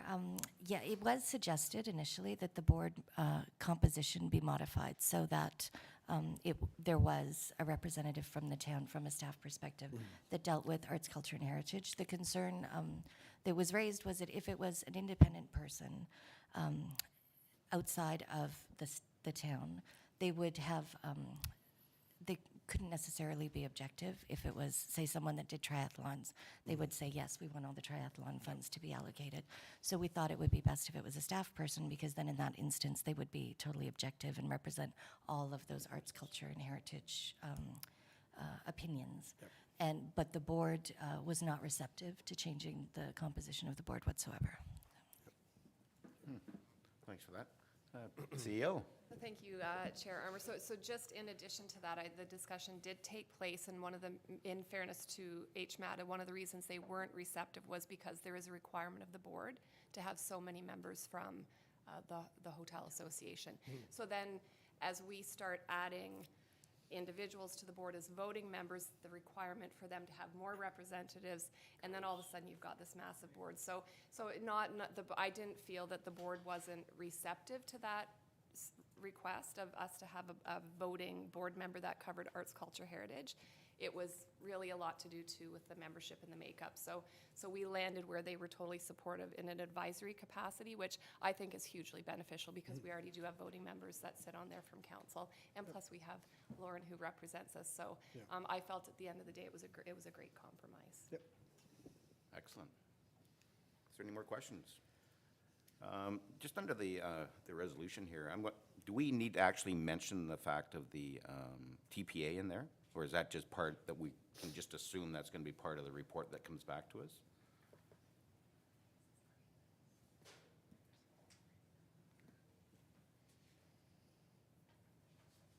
I know it's all part of the whole thing, but it will come back to us in the report? That was the intent, Okay. that the new agreement would come back for council review. Okay, perfect, excellent. So everybody saw the motion or heard the motion is read? All those in favor? And that carries. Thanks, everyone. Great discussion.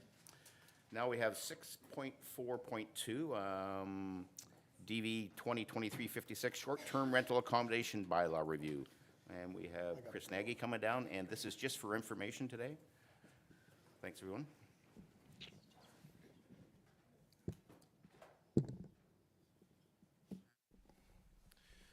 Good morning, committee. So the report before you today outlines a legal interpretation on restricting the number of licenses through density or a lottery system with a cap.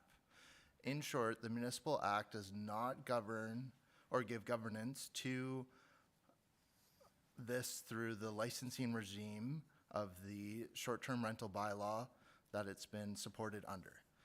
That said, there is specific licenses such as taxi, limos, or vehicle for hires that have been given the authority for municipalities to cap these numbers of licenses.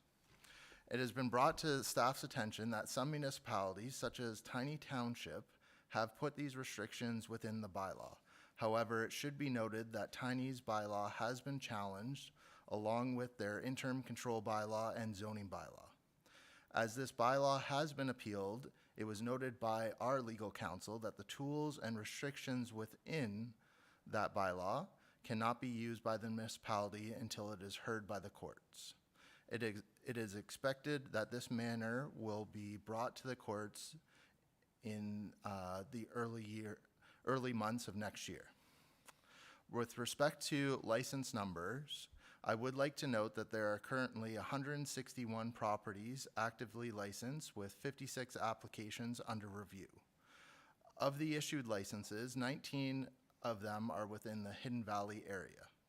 It should be noted that our current bylaw does not regulate short-term rentals that are operating on commercially designated lands that permit tourist establishments, which would include areas around Deerhurst, Grandview, and the Hidden Valley Resort. With respect to the petition that's included in the agenda in Hidden Valley, I'd like to note that there have been several additional letters that were received late yesterday as well as with this morning. With that said, should council wish to restrict the licenses moving forward, it would be in the interest to restrict the zoning of the properties by either amending the CPP or initiating an interim control bylaw. Although this direction would create legal non-conforming uses as STRs are currently operating, this direction would fall in line with our solicitor's recommendation and ensure that governing restrictions within the STR bylaw itself would still remain in effect and could be used as enforcement tools. That said, at this time, staff are suggesting that the program continues as it operates and staff be directed to follow up with the legal proceedings with respect to Tiny and bring back a recommendation to council upon notice of the court decision. With that, we're here to answer any questions. Oh, Kirsten. Thank you. Thank you, Chris. That was great synopsis. I just thought I'd take the opportunity to provide a bit more information about interim control bylaws and how they work. So ultimately, as mentioned by CBO Nagy, the only legal way currently that we are aware of that we could do anything to restrict licenses is to try and halt the zoning. And then as their short-term rentals are a permitted accessory use in residential zones, the only way you could prohibit any new ones from occurring is to put an interim control bylaw in place. And that really it's a significant tool under the Planning Act, and it is a hammer, and it shuts down everything. The only way you can do that, though, is to ensure that the interim control bylaw direction is in place so that staff would have to go away and do a study to figure out what exactly it is that's not working, and then what policy changes could be made in order to address the issue. So as CBO Nagy noted, they did do that in Tiny. I think there's one also in Ramera, perhaps, or another municipality. But at this time, an interim control bylaw, there's no appeal rights. So the town can do it. There's no notice that has to be provided and no appeal rights, and it's for 1 year. So in that 1 year time, staff would have to go away, hire a consultant, get a report done to talk about what could be done to change or not change. And then council could make a decision at that point and either amend the zoning or not, or the precinct, I should say, now that we're using the CPP. The other side of that, though, is with Bill 97 that the province has recently introduced. It's not in effect yet, but there would be an appeal option for interim control bylaws being introduced through Bill 97. So depending on timing, they might be under appeal anyways. And I can imagine that there would be quite a few appellants to a bylaw in that nature if that was the case. And as CBO Nagy noted, other areas are trying to limit things through different tools, but at this point, none of them have actually been addressed by the courts. They're putting things in place, testing to see if it'll work or not, but they've all been challenged and they're all going through the court system or the Ontario Land Tribunal. So that's why, although we recognize that there's been a lot of discussion and lots of questions raised, at this time, even if we did change it, it could be challenged. We'd be going to court. We'd be spending an awful lot of money. And if we wait until early next year, hopefully, then we'll have more information as to whether or not some of the tools and approaches that other areas have taken will be effective. So, Well, that's great information. Thank you for that. We go around the floor for questions, and Councillor Fitzgerald. Thank you, Chair Armour, and I appreciate the report. I know it's difficult sometimes to believe that there's no avenue of reproach or how we can change things, and sometimes that's the way the system works. I think the whole idea behind trying to limit it or get rid of them is maybe a little overzealous. I think we want to keep the good ones and we want to get rid of the bad ones. So fortunately, we do have the tools to control that. So I think that should probably be our focus in 3 strikes, 2 strikes, and monetary penalties for people that aren't good short-term rental owners. So that's all I had to say. Thanks for that. I know that our AMP program has been working really well lately, so that's one of our great tools we have. Mayor Elcock. Thank you, Deputy Mayor Armour. I actually echo what Councillor Fitzgerald just said, and I thought that was interesting information about the interim control bylaw because, as the CBO said, it was being challenged in tiny. So not the appeal, but it was being through the courts challenged. So it's not probably all that favorable if that's what we were going to do, and it is a hammer, no question. I did have a couple of quick questions, and one, Chris, you made a comment that we have 161 properties actively licensed, but you also said 50 are under review, and I wondered what that means, under review. So through you, Chair Armour. So under review means that we've received the application, we may have given comments, we may have received the application within the last 3 days. Okay. And staff haven't had the opportunity to actually review the application. So I pulled those numbers this morning to be as accurate as possible, Okay. right? So, yeah. So perfect. So that's basically just saying they're under review. They could be licensed as well. So that would bring the number up to over 200, right? Okay. All right. I do have another question, but I Follow-up? can hold off. No? It's not really a follow-up, Okay. so I'll wait. You wait? Okay, I'm going to move on to Councillor Morrison. I think he had his hand up. Okay. Thank you, Deputy Mayor Armour. You guys might want to take a nap for a minute. I got a few things I need to say, basically because I've had a lot of consultation. I know that the petition going around Hidden Valley, it had my name on it, not a bit inadvertently, but the reason my name was on it was that it was going to be presented to me. But the good thing about that was I was able to engage a ton of people. I've had at least 50 phone calls, at the very least, and, well, mostly emails. But when I emailed back saying, can we please talk on the phone? Can we please meet in person? The conversations went really well with STR owners and non-STR owners. The letter that's come out, the email that came out for most of the STR owners is a form letter. It's identical, and it does raise some valid concerns. I want to make it clear, I'm not anti-STR. Like, I've owned one, I use them, my family uses them. I do think there's a place for them in Muskoka, and there will be forever. And I do know that we make 4% on the rental of it. So I'm pro-STR. What I'm looking at is the numbers of STRs and the fact that it does have an impact on affordable housing. In this letter, it says it does not, but this letter conflicts itself. It says it does not have an impact on affordable housing. Well, affordable housing is based on value of homes. If houses cost more to buy, then if you're a long-term landlord, you need to rent them for more money. But then the next sentence, they're saying that if you take away our rights and freedoms, then our values will go down, which is saying that it does have an effect on value, which does have an effect on affordable housing. So those two paragraphs conflict each other. I can tell you with great certainty that it has an effect on affordable housing. I wanted to buy a place in Collingwood at one time with my wife. We went down there, I looked at some stuff, we looked at making offers. We were told that they do not allow short-term rentals. So we did not buy that property.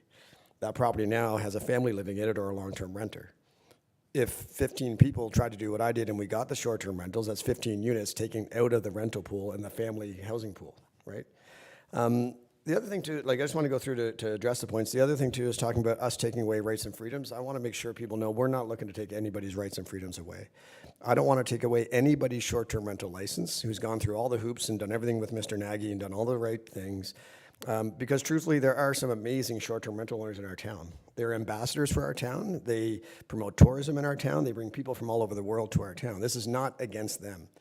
But you don't have a right to profit from a home. You don't have a right to own 3 and 4 properties in our community and make money off them. That's not a right and a freedom. I'm worried about the rights of the single gentleman who I saw yesterday on the news who's living in his truck with his 2 daughters because he can't afford to live in a house. I'm worried about the rights of the people that are trying to work in this town and can't. People trying to employ people and can't hire employees. I'm worried more about those rights than, funding second homes. That's not what I'm focused on. We don't have the right, Councillor Armour can't decide tomorrow that he's going to open a mechanic shop out of his house to help fund his mortgage. It's not a right to make money off your home. So that's my thoughts on that. And quickly, to just go through quickly, and make sure I'm not missing anything. This is not about Hidden Valley. Like, my reason to bring this forward was not about Hidden Valley. I got attacked a bit that I'm going after Hidden Valley. I'm not. It's a community-wide strategy that we're looking at. And I need to thank Chris and Kirsten because this is the information that we absolutely need. Would I love CAPS? Would I love it? Great. But no, we're learning here that I'm not wanting to set the town up for legal fight after legal fight after legal fight. And the cost to the taxpayer that would incur. Not looking at that at all. But if we're looking at community wellness, and we're looking at mental health, and we're looking at affordable housing, how they all tie together, there is a road in Hidden Valley in a stretch of 9 homes. 5 of them are short-term rentals. 5 of them. So when you talk about value on people saying that we'll be bringing their values down by not allowing short-term rentals, I think the opposite. I think the more short-term rentals we allow, the less the places will be worth. When I started selling homes, and I think, Corey, you'll agree with me, 20 years ago, that was the place to be. People want to live in there with families and community, and they would go to the fireworks of the Hidden Valley together at New Year's, and they'd go to the dock together, and they'd bike together, and you walk out the door and hang out with other kids, and they communicate with other kids. In the last few years, I know for sure that when I was showing houses in Hidden Valley, the buyers would first look up on Airbnb to see if there was a short-term rental nearby, and if there was, they wouldn't look at it. So I think the opposite is true, that we might be bringing property values down by offering too many short-term rentals. And lastly, the idea of us losing money at the 4% if we don't allow more short-term rentals. Jay, who owns Cottage Vacations, great guy, had a really good chat with him. He represents a lot of owners that rent out in short-term rentals, and he has a lot of great points. And I think if we move forward, he would be a great guy to engage because he knows a lot about this. But he paid for a report that shows, and I might have the numbers wrong, that the number of units available has gone up by 60%, and the bookings this year have gone down by 40 or 45%. So what that's done is it's hurting the current STR owners, because I know one person had to bring their price down from $450 to $499 down to $150 to $199 because they're not getting rentals. This is a local business owner that you guys would know. So the people that have short-term rentals should love that I want to propose changes because really I'm making sure that their license is more valuable, that they can actually get rentals and support their house that they need to pay for. So I just wanted to look at the big picture, and these claims are great, but I want everyone to look at the fact that some of these claims actually conflict with what's being said in the community. So as much as we got 15 or so letters like this, I probably talked to 50 people that want short-term rentals to be slowed down. And I think we have enough right now. That's just my thoughts. Thanks for that. You brought a lot of things to light there for sure. I know Councillor Clark has something to say. Thank you, Chair Armour. great report, very informative for sure. And I will say, same as Councillor Morrison, that I probably received upwards to 50 or 60 emails at least to do with this issue. So, you know, short-term rentals, we all know it's controversial for both those who are for them and those who are against them. So the issue needs to be looked at both thoughtfully and carefully. And as the report states, what we're actually allowed to change or restrict is very limited.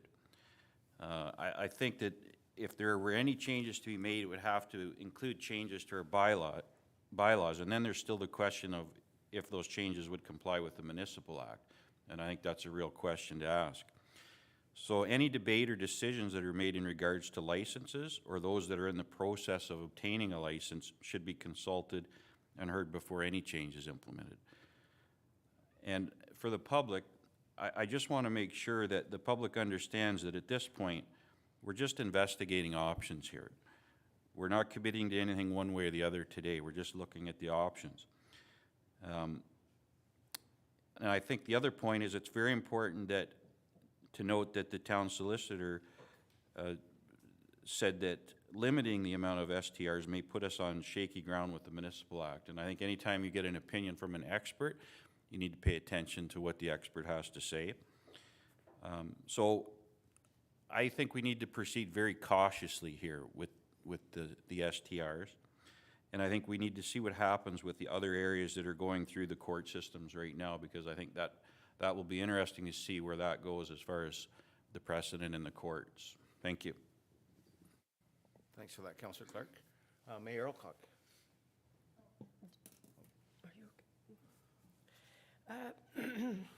Thank you, Chair Armour.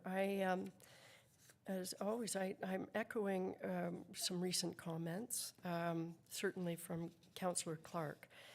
For me, listening to you, Councillor Morrison, you've identified so many different aspects of it.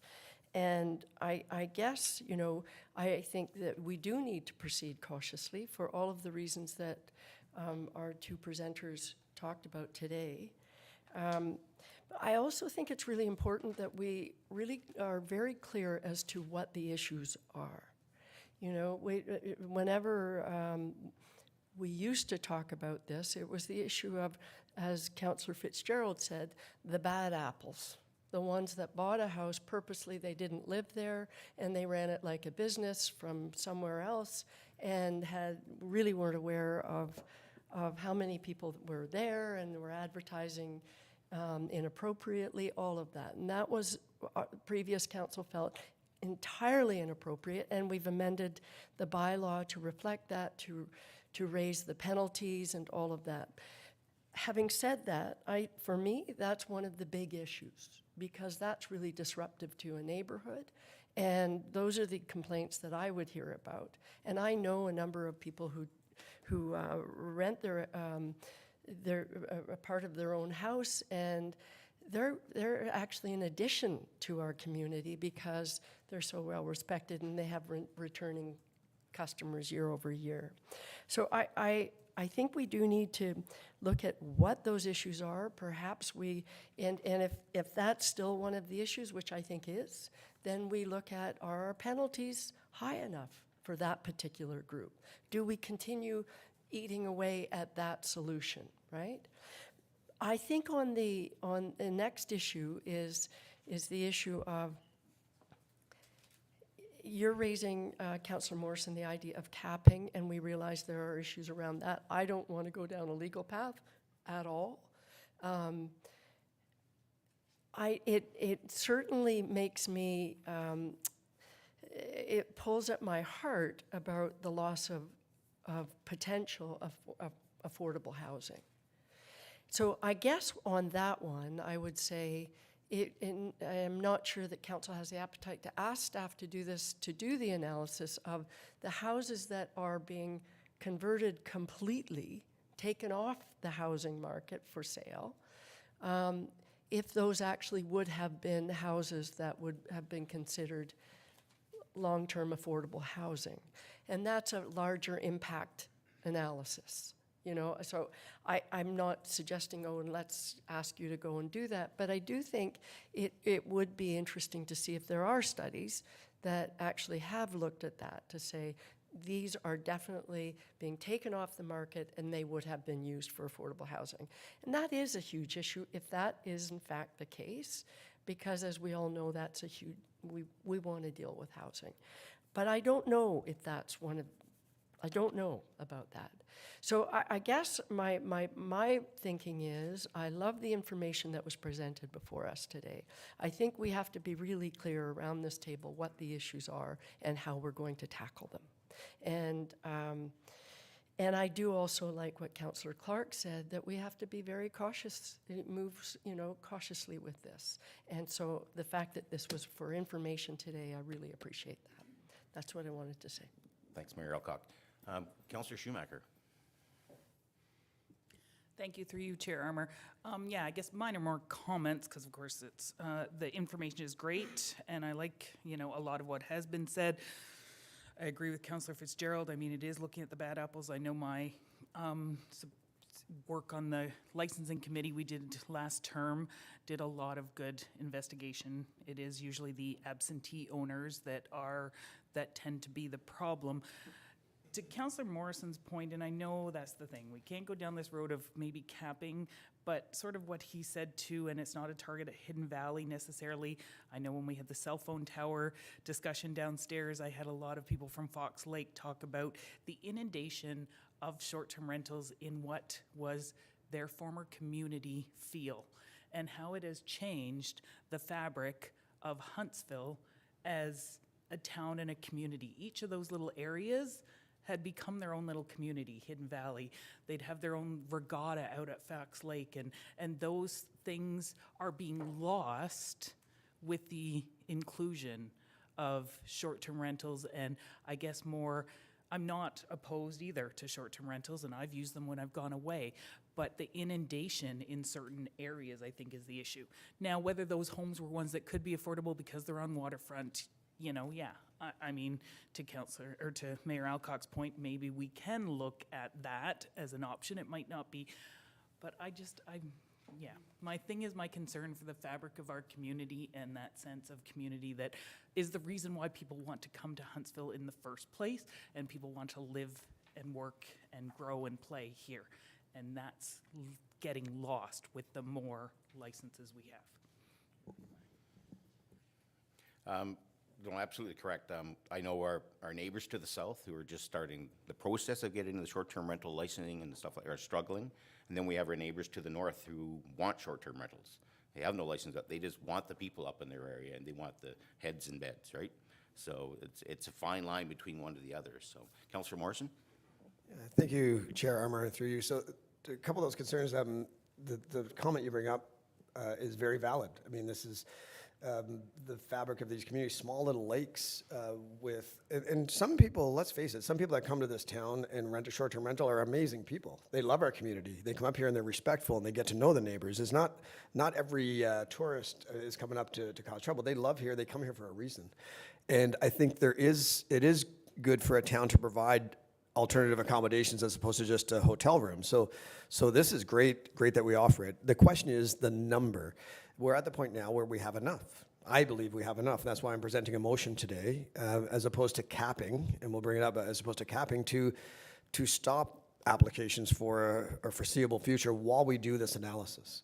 So the analysis that you talked about, Mayor Alcock, is great. So let's find out what percentage of these units are impacting the affordable housing. And I'd like to say it's not just affordable housing, it's housing. So if there was a property, and I'll give you an example. When I was in real estate in my later years of selling, I brought a person out to Hidden Valley to look at a property. They wanted to be in there. They've always loved it. We lost out. And of the 4 offers, 3 of them were investors from Toronto. So my family that wanted to live in Hidden Valley can't. They just can't. And they really wanted to. So when you talk about it doesn't have an impact, it does. I can tell you with real life experiences that it does. So we're offering it for STRs. We are going to want to protect the current STR owners so they can make an income. If we offer 500 more, none of them are going to make any money. And I'd really like a conversation around the motion that we've put forward. Thanks for that. Chris, go ahead.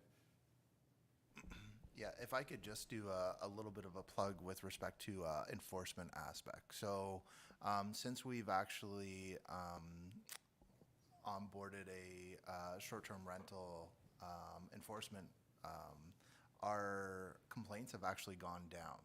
So if I could use this forum to just say, hey, if there are some issues with respect to noise or over occupancies or anything like that, that's either being heard at the council level or is being heard other ways. If we can get those complaints in at our desk, we can obviously, one thing, tally and bring, accurate information back to this table, but also, respond to them. Right? Like we have the tools, we have the staffing in place to respond to it, and we just need to be notified of them, right? Another thing, and it has been noted by Councillor Schumacher that, yeah, through the licensing committee and the adaption or evolution, I should say, of this bylaw, because it's been at this table several times, the restrictions on operators and non-compliance has tightened up a lot, and the AMP penalties are being well received out there and are working for sure. So if I can just use that opportunity to do that plug of let us know, right? So, yeah. Yeah, thanks for that, Chris. And if the AMP penalties aren't working, then we just increase the AMP penalty to make it work. So I heard you say Councillor Morrison had a motion, so if we could have that come up on the screen, that'd be great. I think this is just going to open up more conversation. So moved by Councillor Morrison, second by, do I have a seconder? Councillor Cloutier. It is recommended that staff be directed to review the interim control bylaw to investigate community planning permit and official plan changes that would restrict short-term rental accommodations, STRs, and use the insurance of the new STRA licenses. And furthermore, that a report be presented to the Planning Council for consideration. Is there any questions about this? Mayor Alcock. Sorry, thank you, Chair Armour. I am just, so if I can ask Councillor Morrison, you are proposing that, in fact, staff do look at an interim control bylaw. Yes, Mayor Alcock, and through your Chair Armour, and we've been working between Tanya, Chris, and myself on the wording. So this is the first time seeing the actual amended wording. But the intention of the motion is I want to move expediently, believe it or not. I'm sure you're shocked, but I want to move expediently to get through the process of changing the zone, doing the interim, I forget the interim bylaw enforcement to make sure that we're acknowledging that we're at our number. So essentially stopping new applications from a certain period. I want to respect those folks that are currently in the process. We need to. We have to be very respectful. We're representing everybody in this town, including those folks. So that's what Chris and I had a very robust conversation about yesterday. And thanks to Chris, I know what we can and can't do and what we're allowed to do. So that's my intent of this motion. And maybe it can be modified a bit so it's more clear. But I want something to come back ASAP that allows us to halt applications until such time where we can do a thorough analysis. And also at such time that we can watch what's going on in Tiny Township and other areas so we know more what we can do. So. May I follow up? Follow up, absolutely. Yeah, thank you. Thank you for that. So I guess I will, I'm really happy that you're saying that the 50 that are in the queue are still in the queue. So basically over 200, they're all good to stay. I'm not sure, I guess, if we, and this is to Kirsten and Chris, if we were to approve going forth with looking at an interim control bylaw, and council approves this, it comes into force right away, and then if someone should challenge it, it's still, remind me, it's still in force, and then we're in the courts? Through you, Chair Armour. Yes, once an interim control bylaw is passed under our current legislation, right, it can't be challenged for 1 year. And in that 1 year time, the amendments to whatever policies would be implemented, but those could be challenged. But it would effectively halt the short-term rental Okay, use that was the part, temporarily. so in fact, that 1 year, no challenge, we're not worried about a challenge. So if, back to Councillor Morrison's point, if we are able to come up with a CPP that deals with the issue of capping, for lack of another word, in some areas, or if there's a formula that we could figure out, if we could get that, proceed with whatever that might be within the year, we're safe on being challenged on the interim control bylaw. From what I understand, yes, that would be the way it would work. The only other hiccup or consideration is that Bill 97, with the proposal that an ICBL could be appealed, could come into effect before a bylaw is in effect, and then I don't know if there's any retroactivity or any of that. So the ICBL potentially could be appealed, And in fact, depending on timing. and Bill 97, from what we heard at CAPS, that's coming down the pipe. Coming up in the near future. Yeah, in the next couple of months, I think. So that, if it does, there might be an avenue. So potentially, all I'm saying is that we know when we look at this, that we're basically putting a moratorium on for a year, with the exception of the ones that are in the queue. We recognize that in a couple of months' time, the interim control bylaw could be challenged. If that was the case, does that mean we carry on? It's in force. If it is challenged, given Bill 97, then it's all bets are off. Exactly. So, all right, thank you. I just wanted to weigh the Thank you. consequences in my head. Thanks, Mayor Alcock. Councillor Morrison. Well, I guess in follow-up to that, that's a great point. We don't want to bog down the town. We don't want to cost the taxpayers money, but I think we need to send a message that we care about housing and mental health of our communities, and we care about people's enjoyment of their own property and their rights of their property. And I think the risk of a challenge is worth the reward. And if there is a challenge, then we'll know. If we challenge and we lose, then we have to respect that, and that's just the way it is. But I know, Councillor Stone and I, we had a good chat at the debate even during the campaign, and Councillor Stone's idea was only in principal residences and things like this. So there's a lot of great ideas that we all have, and I think we need time to address that without flooding the market with short-term rentals. I think the reward is worth the risk.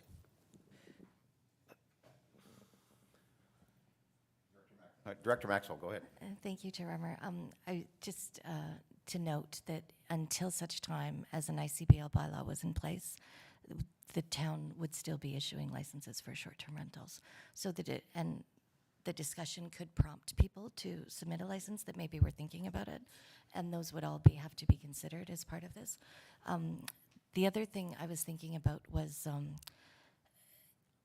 when we started this process back in 2018, I believe, when we started looking at how would we be able to deal with short-term rentals, and there's been so much in the news, City of Toronto, City of Ottawa, from the mid-2000s, that we were trying to come up with the way to balance all of the problems and concerns we were hearing and how we could best address them. And it was determined at the time that the only way you can really control how short-term rentals operate is to license them. But then we also had to look at how many do we have, how many are potentially coming, and we were basing all of our work at that time off of Blue Mountain. And they went through years and years of litigation and cost them millions of dollars to get to where they were. And so we jumped in partway through and said, okay, here's all the good bits that they've done. Let's try and implement them here. Part of what we've seen since then is tweaks and amendments to make sure we're doing things that are addressing all the concerns we're hearing and the limitations on not permitting them in the second unit in a house. So if you have a duplex or a basement apartment, you can't have one as a short-term rental, because we knew that those were the rental stock, the long-term rental stock, and we didn't want to lose that. But with COVID and all the crazy real estate things that have been happening, I still don't know if we're at a point where we can say, yes, absolutely, the number of short-term rentals has totally affected our rental properties in Huntsville or not. Because the number of active short-term rentals that we are aware of using our third-party grant, I guess, has been pretty constant since we started. So I would say there's always been about 400, they thought, but then when you dive into it, it's multiple listings of the same property. So we don't have anywhere near 400. It's stayed pretty consistent at about 250 to 300 since we started looking into it.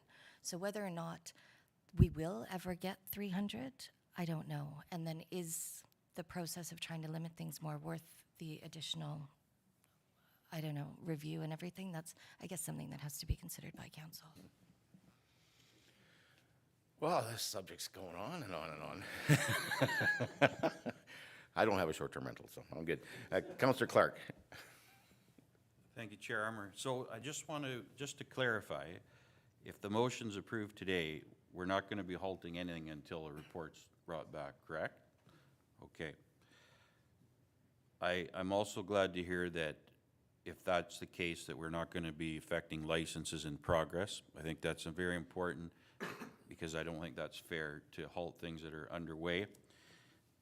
The only thing I'm concerned about is kind of the lack of public consultation. So that really bothers me.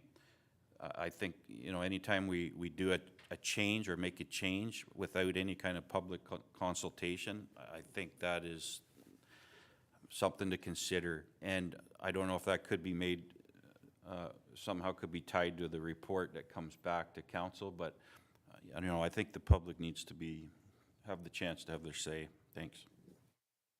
Thanks for that, Councillor Clark. Deputy Mayor, this can probably be, or sorry, Mayor Alcock. Mayor Alcock, we're going to call this to a halt. This is going to be our last little question here, and then we're going to call the question. Okay. Thank you for that, Deputy Mayor Armour. I would like to follow up. I think Councillor Clark raised a really good point about if we support this motion, basically the message is with the council, and whether or not it comes into force right away, but council supporting an interim control bylaw, which, as we said at the very beginning, is a bit of a hammer and may not be perceived as all of the things that we had hoped it might be perceived. So I guess I like the fact that I heard that it doesn't come into effect right away. We've got until a report comes back. Is that a couple of months or, and yeah, right, tomorrow. So that's the first, if you can park that. The second one is there another, basically what we're asking, Councillor Morrison has put on the table is we'd like to see a moratorium for a set period of time while we review the options around the larger issue of we don't, I think this goes back to what Councillor Schumacher said, which was if we're changing the fabric of our neighborhoods, and that's the question, as well as the loss of potential affordable housing.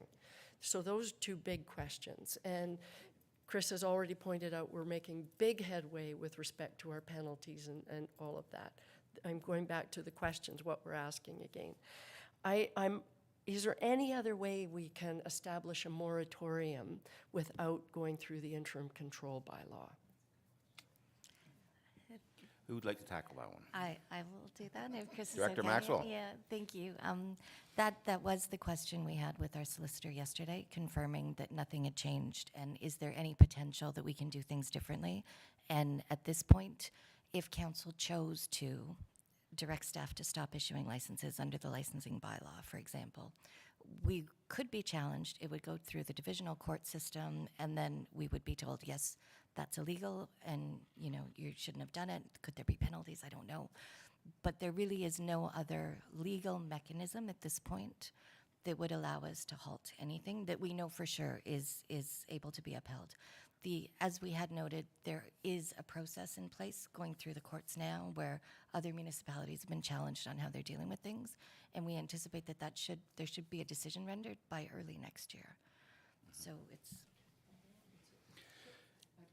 I apologize. Mayor Alcock. It's a quick follow-up. So going back to basically what we're doing through this motion is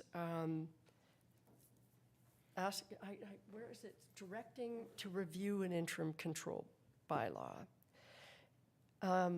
But we're also saying that what accompanies that is a sort of a review of our entire short-term rental policy, which goes back to Councillor Clark's comment that if we are about to embark on a review, I don't know how we can do this without public input.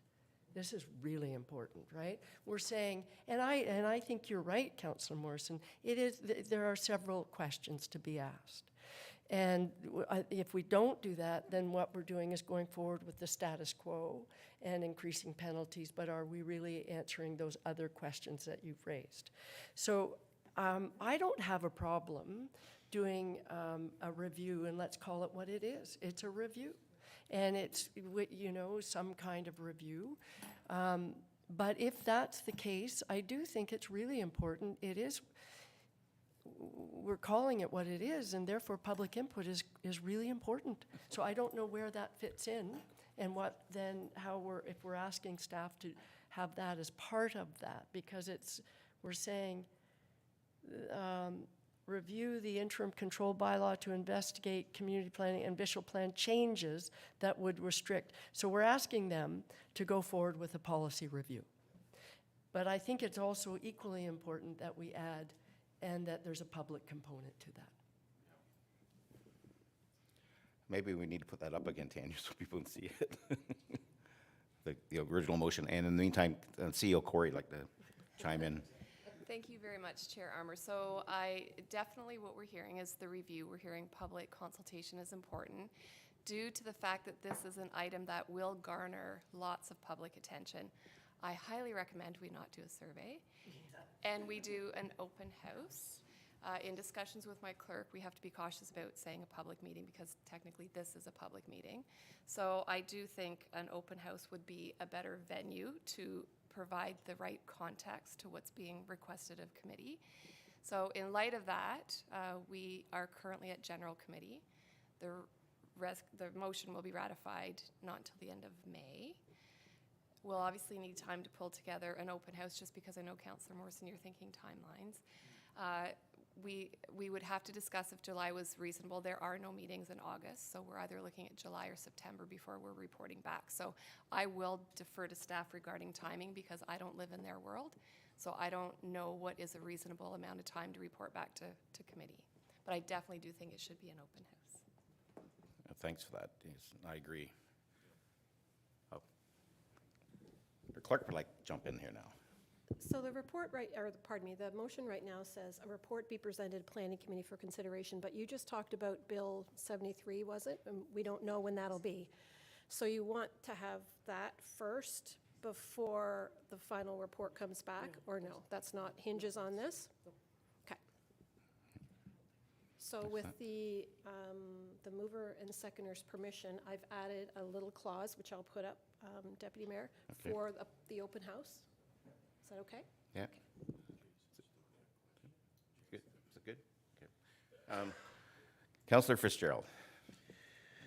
Thank you, Chair Armour. I think this would be a great opportunity when this report comes back to have the potential for cost recovery of a new position for enforcement and inspection, and looking at our application fees, renewal fees, and penalty fees, RAMs. Let's do it all at once. Thank you for giving me permission to speak there, Chair Armour. Well, I'm going to give one permission one more time. Councillor Stone hasn't chimed in, so we'll give him an opportunity. Thank you. I do think we're setting ourselves up for failure in some respects here. So I guarantee there's people in the process of building a property in their backyard, and that's underway, and we're suggesting that they're intending to get a short-term rental, but they won't be able to. So I guarantee there will be at least several legal challenges against this. I understand the motivation, and I am really worried about the rental housing that we have lost and will continue to lose with short-term rentals. So that's a real serious concern. Losing the fabric of neighborhoods, I totally agree it's happening. It's subjective for us to try and get any real numbers around that, so I don't know that that's possible to have some real information on that. This probably preempts what's coming down the line, and I like the idea of public input and having the open house, and getting more information from staff, that's perfectly fine, but having a resolution before the information from the courts and from the province is not had yet, I think we're too early. So I can vote in favor of this, knowing that it's all just going to bring more information. But I caution you, it's going to come back at us. Thanks for that, Councillor Stone. It's, I completely hear you loud and clear, because even though with the open house, I'm not sure if we're going to show up the positive people or just the negative people. So it could be quite nice. So I really want to make sure the chief building official brings all his tools in his toolbox so he can answer all the questions, because it could be a good. So, has everybody seen the motion, the amendment to the motion? All those in favor of that? Oh, okay. Okay. So I read the whole motion again? Okay. So moved by Councillor Morrison, second by Councillor Cloutier. It's recommended that staff be directed to review an interim control bylaw to investigate community planning permit and official plan changes that would restrict short-term rental accommodations, STRA, uses in instances of the new STR licenses, and further that staff be directed to hold one open house to gather information for the report, and further that a report be presented to Planning Council for consideration. Questions? So I just questioned that it's coming back to Planning Council. Should it come to general for more discussion? Because Planning Council is a final word.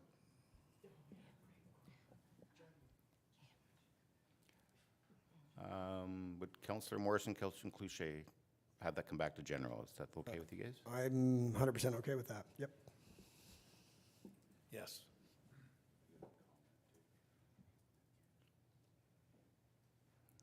Any other comments? Councillor Clark? Sorry to beleaguer this, but we've had conversations about making sure our motions are clear. I think it needs to be very clear that it says we're, you know, that we're, what does it say here? Short-term rental accommodation uses and the issuance of new. There's nothing in there about licenses that are underway. I think it needs to be very clear that we're not going to be affecting licenses that are underway right now. Okay. Mayor Alcock?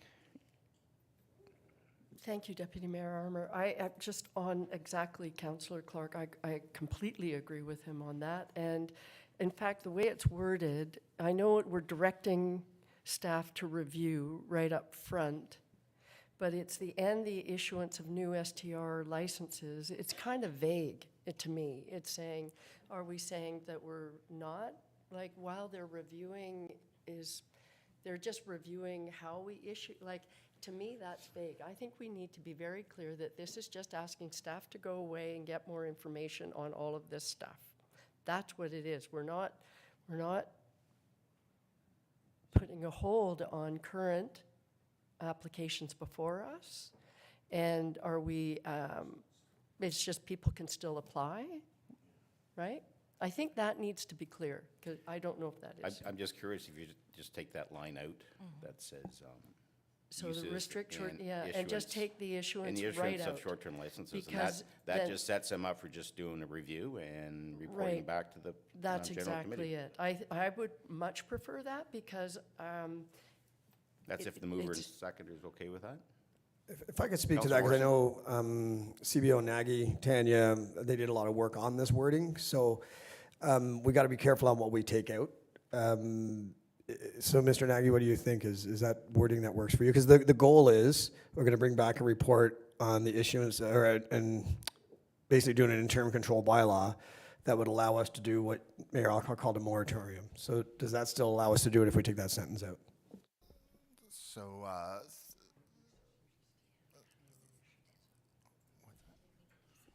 yeah. Yeah, perfect. So, through you, Deputy Mayor, yeah, with the uses in there, I think it does deal with exactly what we're trying to achieve today. So, yeah. CEO Corey. Thank you, Chair Armour. So in addition to that, what this motion is proposing is that just the interim control bylaw be reviewed, but I do believe Councillor Fitzgerald was recommending that the full bylaw be reviewed, and we also be looking at fees and a number of things. So again, to make sure staff are very clear on direction of committee, I do feel that should be in the motion. So we'll need some assistance with the wording on that and what the asks are. So whether we're just looking at interim control bylaw? Thanks for that. I'm just wondering if maybe we should leave this as one motion, and then if we want to do something like that, that become a second motion, so we don't confuse the two of them. If that sounds okay to everybody? All good? So let me call the question on this, because I think we've debated this enough. All those in favor of this motion? Those opposed? And that carries. Thanks, everyone. That was a very robust.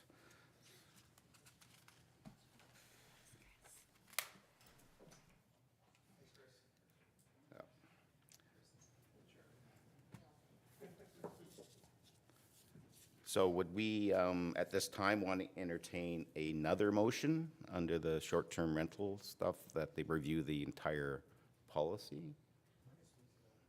Councillor Morrison?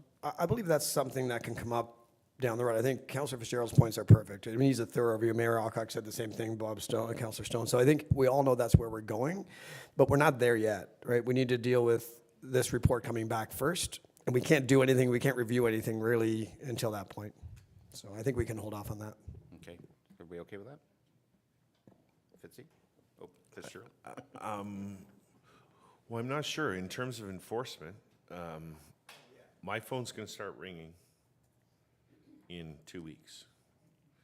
And I'm okay with that. But if I have to wait 6 months for something to come back, that we can't appease the neighbors who are beside an unruly one, then we've lost our opportunity to have cost recovery on an additional enforcement officer. We've lost the ability to increase the amps, and we've lost a lot of time in revoking the licenses of people who are violating the privilege of having an STR. So I hear you, but Mr. Nagy also said our AMPS program is working well, and complaints are down right now, so. But if everybody's willing to entertain, we do have motion up on the table, or up on the screen here. Okay, it's moved by Councillor Fitzgerald. Do I have a seconder for the motion? Councillor Morrison. It's recommended that staff be directed to review the interim control bylaw? No. Oh. Short-term rental bylaw. Yeah. Sorry, short-term rental accommodation licensing bylaw. And could we say including but not limited to amps, penalties, bylaw enforcement? Or is that just in I'm there not sure if we without- have to add that. That would Maybe just not. being inclusive of it, wouldn't it? Because you'd have to come back here for any changes to that right now. I think it would be helpful for staff if the rationale as to what What you're reviewing. is anticipated or expected that it's not working, so. can I add one more follow-up comment, Chair Armour? Councillor Fitzgerald. Yeah, we've had previously updates and changes to this, and it's been a small technical review and a vote, and we've had things changed in the course of one cycle. So I think it's advantageous for us to approach this. Thank you. All right, thanks for that. Hopefully everyone supports it. Is there any other comments around the table? Councillor Stone. Well, so as the CBO described to us, we've changed the licensing to make it more punitive now, in the sense that it's, we have 2 strikes. And some of the bad things people do get 2 strikes right off the bat, and we yank their license. and then they have to come to the licensing committee. So that has only just happened at the end of the summer last year. So we have just hired a third bylaw officer, which will be dedicated to addressing problems with short-term rentals specifically. And we have the two-strike rule, which hasn't been used much. And so I don't know that by the time this comes through staff back to us, the summer's going to be mostly gone. But it's already working. That's all I'd just like to say. No, you make a great point. That is correct. We are working with it. So, Mayor Alcock. Thank you, Chair Armour. I just want to concur with Councillor Stone. I think that's an excellent point, and that's exactly what RCBO said. And so let's see how it works for the next couple of months. And if it's off the charts, well, then certainly this makes sense, and there'll be lots of emphasis on it. But I agree with you completely. I'm just curious too, with the open house we have, we might hear a lot there that we could actually add to it. So it might be the opportunity. Are you, Councillor Fitzgerald? I'm fine with that. I'll still look for a seconder and request a vote. We have 50 more licenses under review that are coming on board. Now's our opportunity. So it's not very often I push something, but I know what the result will be if it doesn't go through. I'm just not, from my perspective, I'm just not really sure what they will be reviewing because we just reviewed it. Madam CEO. Thank you, Mr. Chairman. And just to be clear, I think just to have staff review the rental accommodation bylaw, we would request specifics. So if it's the penalties, we can definitely add that in. Councillor Fitzgerald, you mentioned a second item, and it's Well, I think specifically was bylaw officer coverage. So there seems to be an issue there still, even with an additional person. And through all the public input from waterfront strategy, beaches, dams, that kind of thing, there's been a request for more presence there. So I think when you add it all together, and we can have a cost recovery from this program for another officer, it's the biggest complaint I have. I don't hear about roads, I don't hear about ditches. I hear about there's nobody here to help us when someone gets bit by a dog, or someone's littering, or someone's partying in the park. So if I may, Mr. Chairman, I've heard what Councillor Fitzgerald has said, and perhaps at staff review the existing bylaw, support, complement, whatever it may be, and report back. So is it working, is it not working? Because to Chris's point, we haven't received any complaints. So it's really important for us to provide that information to you. And I shouldn't say any, there might have been one or two that filtered through. So I think it's if staff can review the existing bylaw, complement and enforcement and report back, is it working, is it not working? And then secondly, to review the AMP penalties, is that what you're looking for? Yeah, so just in previous conversation with officers from other municipalities, their AMPs are 5-fold and 10-fold what ours are. And it takes, puts a little more onus and initiative on the owner to vet their clients. So, you know, it polices itself because the penalties are greater. People take it a little more seriously. And this was a conversation from Roma, so I think it's very valid and it warrants being looked into. I think Director Maxwell wants to speak here. Thank you, Chair Armour. Thank you for that, Councillor Fitzgerald. The AMP program that we have in place now, we've been advised because it's a penalty and not a fine through the courts, that we have to be very careful as to what the fees are associated with it, and that it's not something that is allowed to be necessarily punitive or that would give income to the municipality. So that there's a fine line there, that it has to be really based on a cost recovery. What does it cost us to do enforcement and deal with the complaints we're receiving? And then that AMP is directly related to it. The one thing that was mentioned, and I'm wondering, is it more an in general bylaw enforcement review and not specifically necessarily related to short-term rentals? I would note that we did get the third bylaw officer who deals with short-term rental complaints and property standards started in August of last year. And so we do have 3 full-time enforcement staff. in the summer, we also have our part-time or summer month enforcement person. So we do have 7-day-a-week coverage starting around the May long weekend, and that would go into September. So for the busy month, there is someone available every day of the week to help with enforcement. Thanks for that. That's good information, for sure. Councillor Fitzgerald, do you have one more comment here? Thank you for that, Chair Armour.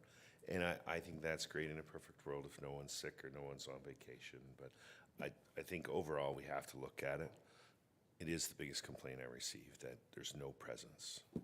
And it does relate to STR essentially, but there are greater issues at large. And can it be funded through this? Like, is that third officer just dedicated to short-term rental enforcement? Half. So I think it's a valid opinion, so I'd request a seconder. Councillor Morrison? I promise I wouldn't have any more questions. So this is just a comment. I fully support what Councillor Fitzgerald's going at there. I can see he's getting a bit frustrated because he's trying to get something through, but I get it because, yes, is it working? Maybe-ish. But I know even knocking door to door during the campaign, it was one of the biggest concerns that came up to me was enforcement. And what we're doing by not addressing this is we're pitting neighbor against neighbor, right? We're pitting short-term rental owner versus resident, and they're getting in conflict. I think we do need to review that, and I think we do need to look at if we can provide evening enforcement on weekends so that it's dealt with quicker. And I do know that although we have the staff and they're great, some residents probably don't feel that they can reach out because in the past they weren't able to connect with somebody. So I think a thorough review of the bylaw and penalties is warranted, for sure. Thanks for that. I know with earlier, the Director of Operation Protective Services talked about enforcement, just with everything going on. And I think that's something across the board. We hear it all the time with speeding. We need enforcement, being in the right place. But that's the most difficult. I don't think we can hire enough bylaw officers actually to do the enforcement that's probably required by people. But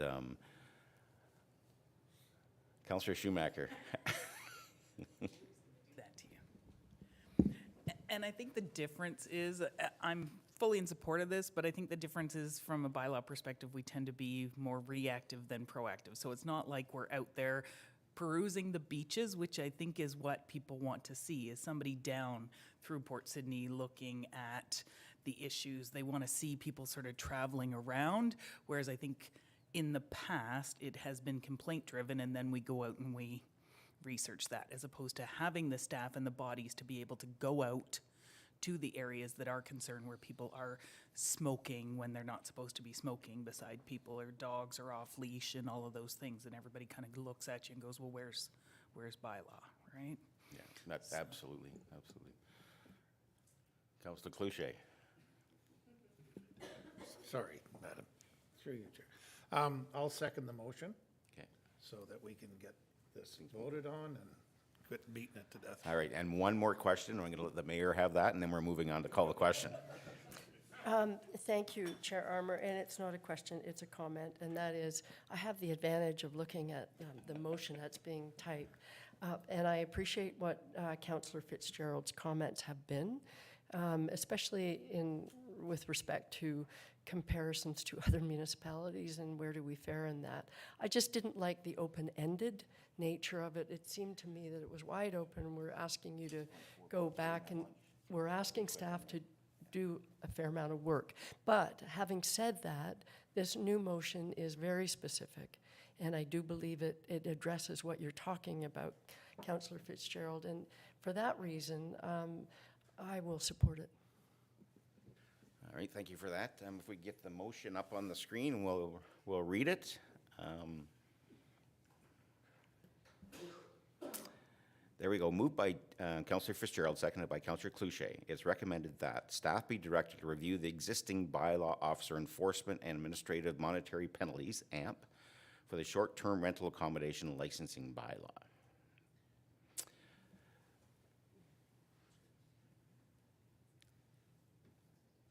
Councillor Fitzgerald.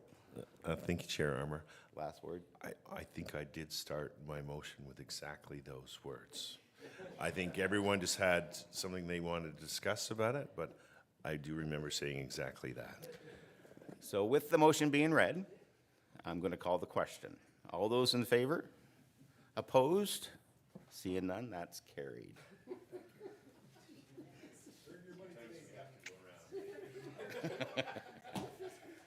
Well, I know it's 12 o'clock, but we have one more quick report, and then we're going to take a break for lunch. So this is 6.4.3, and Kirsten Maxwell, director's here. And it's report number DEV 2023-38, cash in lieu of parking bylaw update.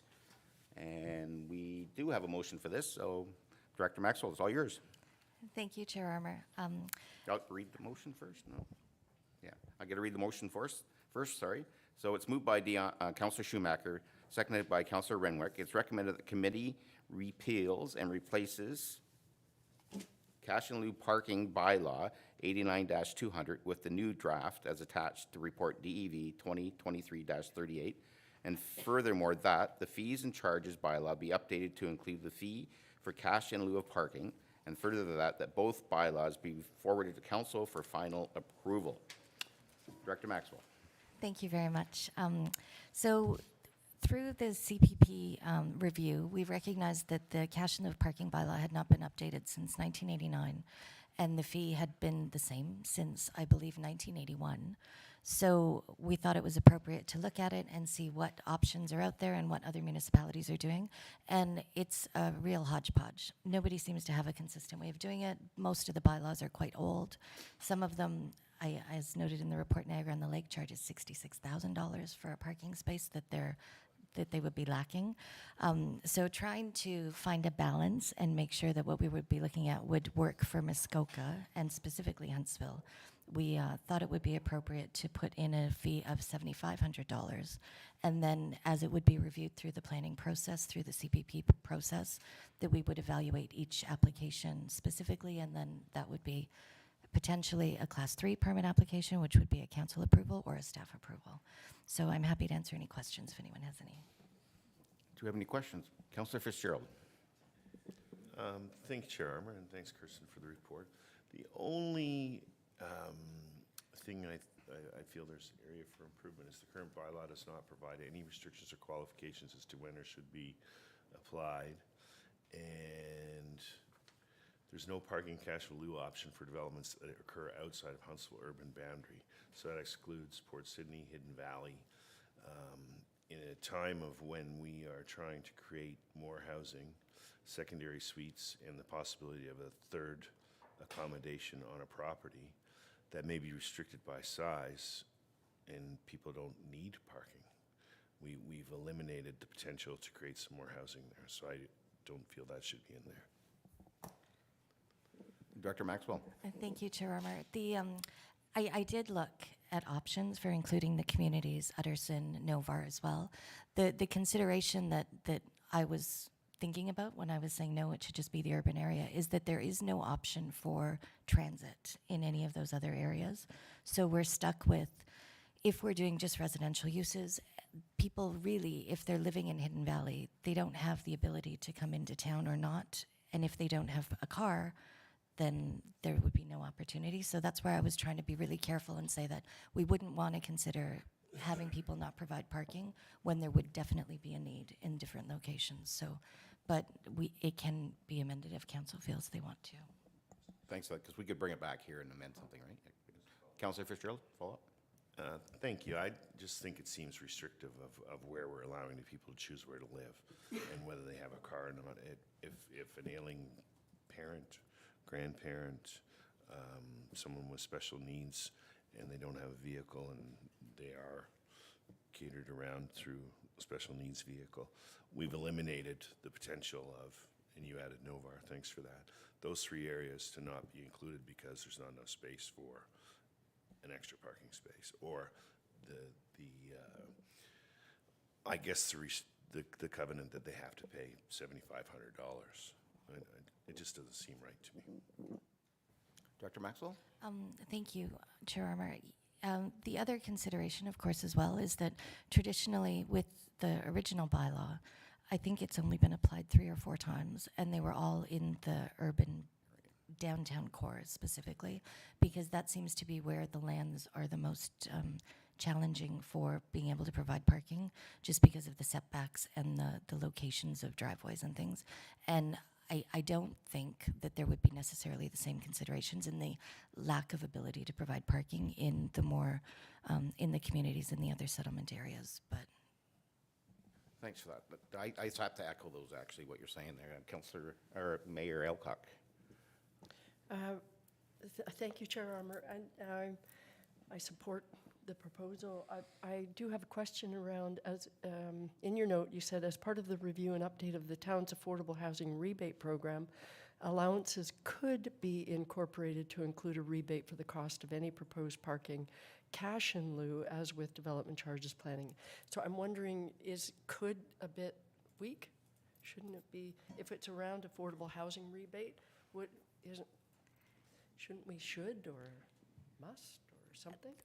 Thank you. What was the consideration The around that? consideration was basically that we don't have the policy, the new format being presented at this time, so it would be something that would be considered as part of a revamp of our affordable housing policies. So. Thanks for that. The follow-up? So follow-up, just, okay, that probably works. I'm just thinking will be considered as opposed to, could be. I think the word was could, so I think I'd rather see will be considered in there. That'd be great. Okay. Taken, yes. Taken. So if I don't see any more questions, I'd like to call the question. All those in favor of the motion is read. Opposed? Seeing none, that carries. So at this moment, we're going to actually take a break. We're going to stop for lunch, and I think we're going to get a tour of the town hall building. No? Okay. So we're just going to take a break here for lunch, everyone. So let's say 30 minutes. Does that work? Okay. See you back here at 20 to 1.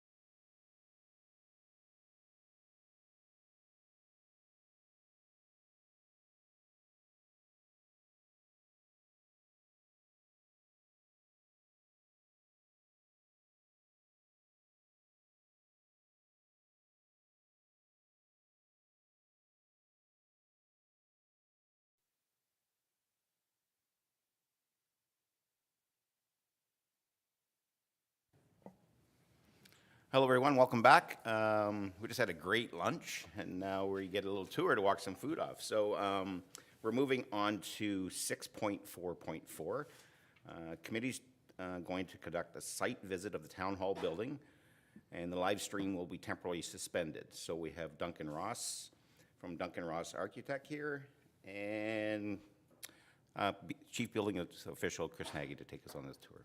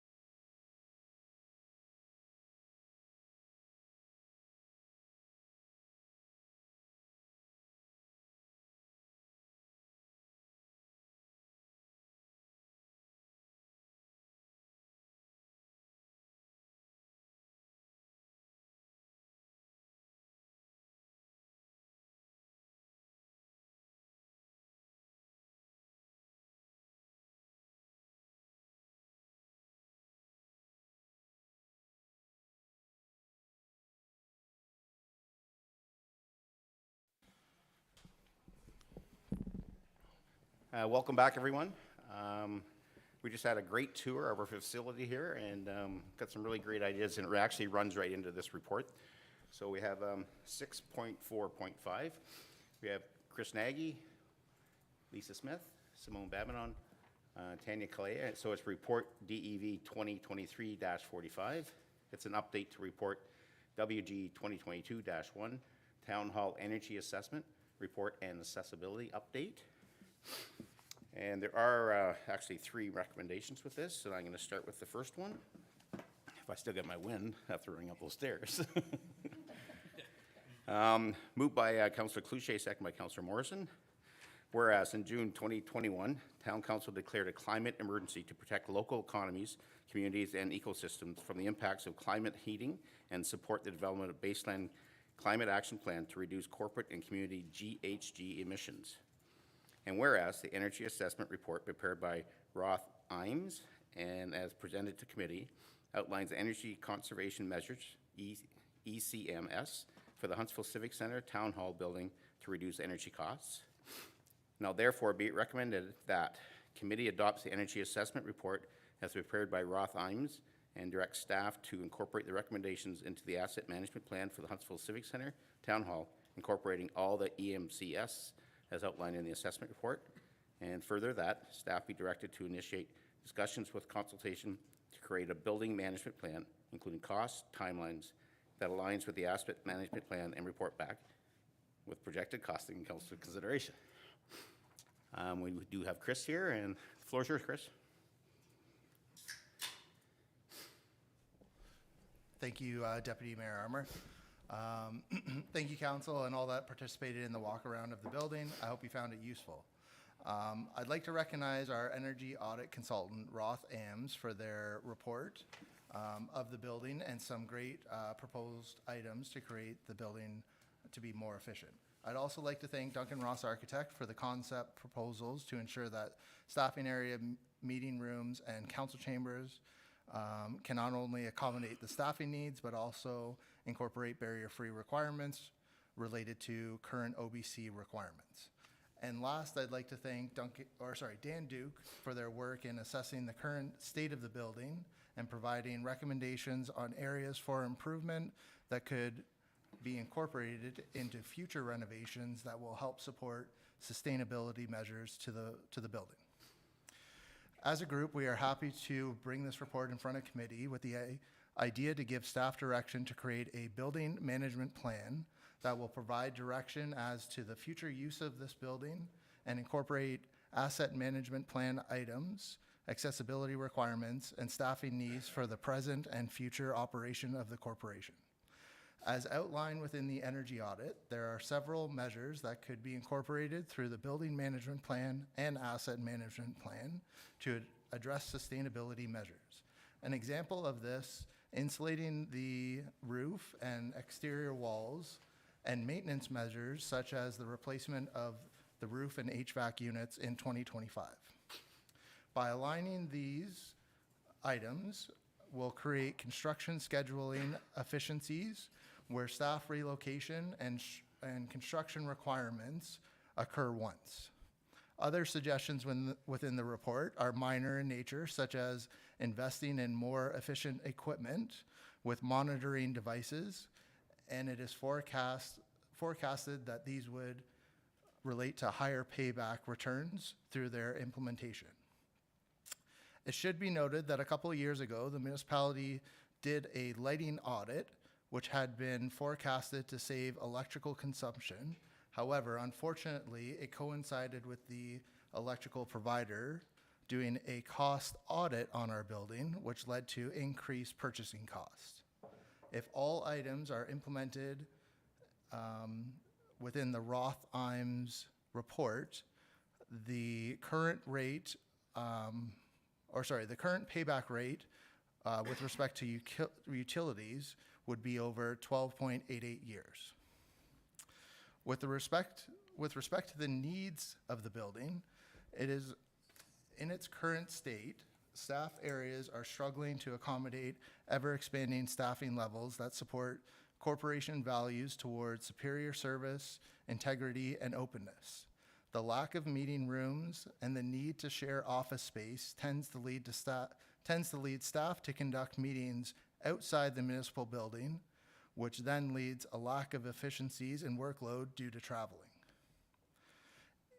In addition, as discussed through the walkthrough, the current layout of the building tends to create pinch points within the staffing area that would not accommodate accessibility requirements for the visitation of the general public or through accommodations of an employee.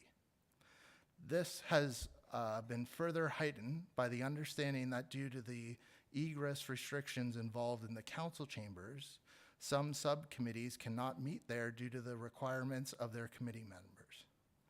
In conclusion, we are asking council to give us the give the tools to staff to create a plan to achieve a sustainable, accessible, and inviting building for our area residents to conduct business with staff and report back to council with this opportunity. With that, I'd be happy to answer any questions. Thanks for that, Chris. Do we have any questions from the committee? Not seeing any. I'll call the question. All those in favor? And that carries. Great. I do have a second motion for this, and I do need a mover and seconders for this. So, read it first. Okay. So whereas since 2003, Town Council had adopted a Town of Huntsville Accessibility Plan, a requirement under the Accessibility of Ontario and Disabilities Acts, AOTA, of 2005. And whereas the plan highlights measures the towns will take to move and prevent barriers to people with disabilities. And whereas it is understood that the Town Hall building in its entirety is currently compliant under the AODA. Now, therefore, it is recommended that the committee recognize that any renovations within the Town Hall, including staffing areas, would need to be comply with the Ontario Building Code and incorporate any recommendations through the Town of Huntsville Accessibility Plan with respect to the barrier-free requirements. Do I have a mover? Councillor Schumacher, seconded by Mayor Elcock. And Chris, floor is yours again, or are we just going to pass this right along under the same thing? Good. Okay, is all those in favor of that motion? And that carries. Perfect. I have another motion now. Whereas 10 new employees have been allocated to the Town Hall within the last year due to relocations and or new hires, with further additional hires expected in the near future. Meeting space is limited, and circumstances exist where multiple staff are in one office. Now, therefore, it is recommended that the previous Club 55 space no longer be considered rentable space and shall be utilized for municipal administrative governance purposes. And further that all previous approved external user group functions to be honored for the Club 55 area for the remainder of the year. And further that the user fee bylaw be amended to remove this location from booking purposes. And further that a discussion be added to the next committee agenda regarding potential renovations for this space for said uses. Have a mover for that? I need a mover and seconder first, though, I think. Mayor Elcock's moving it. Do I have a seconder? Councillor Cloutier. And I'll open the floor up for questions. Mayor Elcock. Thank you, Chair Armour. My only comment is with respect to the last further that a discussion be added to the next committee agenda regarding potential renovations of this space. And I think for said uses, to me, I had understood that this was to, while we're having these discussions, obviously we want to stop renting out the space, right? And we have use for it. We could use it for administrative purposes or whatever we want to use it for.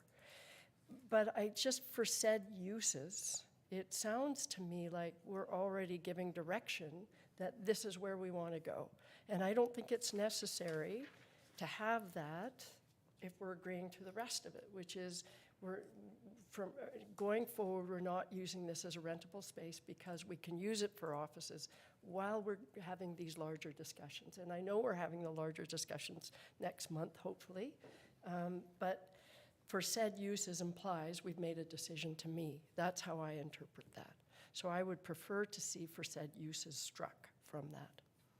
I Okay. would, Could, maybe the CEO could explain what, when it says space for said uses means, what it actually refers to. So, thank you, Chair Armour. So in Chris's defense, as part of the report review and understanding the intention of the motion, that was actually something I added. So with all due respect to Chris, that wasn't part of his original recommendation. The reason that was added was because we have governance and administration, and that could mean an array of different uses. So when that was added in, it certainly was never intended to restrict that discussion at the next meeting. But absolutely, if Mayor Alcock feels that it would be best to have be removed, I do believe we have amending motion prepared. But it was never the intent to pigeonhole the discussion. It was just to governance, anything to do with governance is you're setting the level of service as well. So if that means that this committee or council wishes to use it for a specific use that reflects a level of service, that, in my opinion, fell under governance. But if that's not how it's interpreted, we can absolutely amend the motion. Thanks for that. Mayor Alcock, do you have a follow-up? Thank you, Chair Armour, and thank you for that, CAO Corey. I would appreciate it, just because I think, we're really trying to be clear. And if there's any, if council went wild and said, oh, let's use this as whatever, then it complicates things unnecessarily, right? It's just saying, we won't have this as rentable space because we're gonna use it for offices temporarily or whatever we want to use it for. So, Okay, I'm thanks for that. I think Councillor Stone would like to. Thank you. Much along the same lines, it speaks to renovations here, and I have no trouble designating this for municipal use right now and not renting it out. I know there's movable walls and cubicles that can be thrown in there, but I would prefer that whole last statement be removed because of the renovations. Unless you can tell me what renovations you're anticipating. Okay, thanks for that.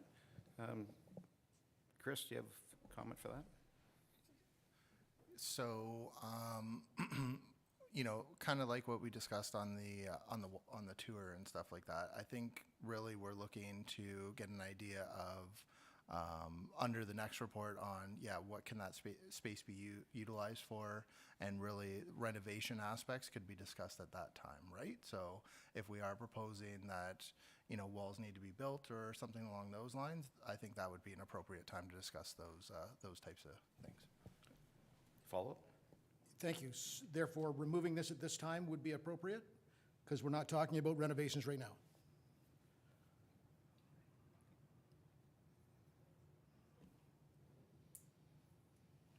Mayor Alcock? I think it is, if I may, Chair Armour, I think it is appropriate to put in there, basically, we're giving direction to have the CBO come back at our meeting with potential options, as we just did. We did the walkthrough.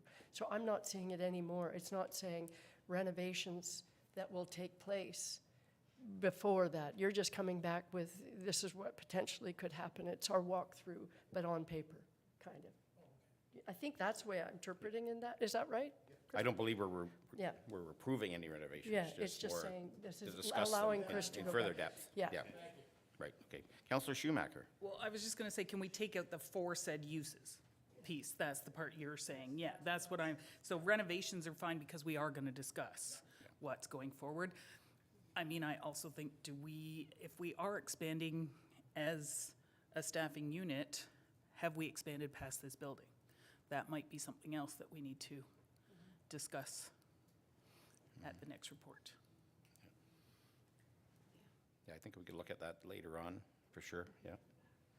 So is the mover and seconder good with removing for said uses from this motion? For sure. Okay. Councillor Renwick? Thank you, Chair Armour. And this is more, I guess, a general question. And it may be moot, but it's how many user groups are actually being asked to not use the space anymore? So we have like the Dance Academy. We've got are there a lot of groups that are not that look to that space to rent, or are there not many? Okay, because we've never really had it as a space, right? I've answered my own question. Thank you. You talked your way through it. Does anybody else has any questions? So Does everybody approve the motion with the amendment of the removal of aforesaid spaces? All those in favor? Opposed? No one? So that carries. The amendment carried. Now, as the motion originally read, all those in favor? As amended. And that carries. There you go. Thanks, everybody. That was great.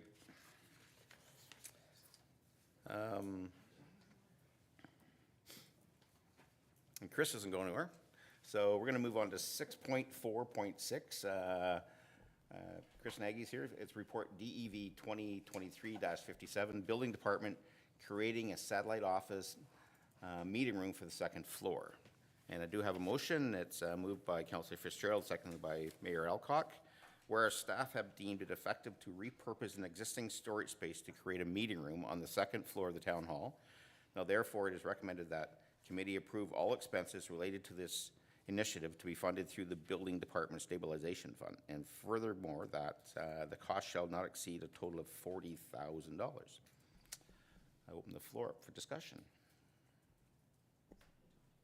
Chris, do you want to highlight this for us? I really had nothing really to highlight other than on the second floor, we've created an opportunity by moving our planning files down to the lower level, which has opened up potential to house the first satellite office and potentially a smaller meeting room in that area. There's also an ability to reposition some filing cabinets down on that second floor to house 2 additional workspaces in that area. And basically, because this wasn't incorporated into the budget, we're looking to get your approval to deal with it through the Building Stabilization Fund. Again, by funding it through there, there would be no effect to the levy or anything like that. So those are the highlights. Yeah. Do you have any questions? Councillor Armour, thank you, Councillor Armour. Where is that location? Did we see that on our tour? We did? did, and yeah. Oh, sorry. Sorry. Through you, Deputy Mayor. Yes, the location is again second floor. It was an old records room. As we went by the offices in the corridor that we all went down, it was actually at the very end, and there was remnants of the shelves that were removed. So that's why they were on the ground. The lights were off and everything, and I apologize. I didn't mean to highlight it, but I didn't want to foreshadow this report too much either. So yeah. Thanks for that, Chris. Any more questions? I'm going to call the questions. All those in favor? Opposed? And that carries. Thanks, everyone, for the last couple hours. That was great. I'm going to turn it over now to Mayor Alcock to take over the chair. Thank you. Thank you very much, Deputy Mayor Armour. Or should I refer to Mayor Armour? Great job. All right, moving right along to item number 7, under general information. Okay, yes. Sorry. Yes. I missed No, an it's all right. event on Monday night that I really should highlight coming up. And I was reminded when actually Councillor Fitzgerald talked about his environmental committee and Earth Day that just passed, is that Utterson will be doing a cleanup on May 7th, Sunday, May 7th. We are doing it actually because Tuesday, May 9th is the Provincial Day of Action on Litter. Right. So we have tried in the past to do a cleanup around Earth Day, and just weather-wise, it never seems to cooperate. So we're trying to make it closer to that Provincial Action Day on Litter.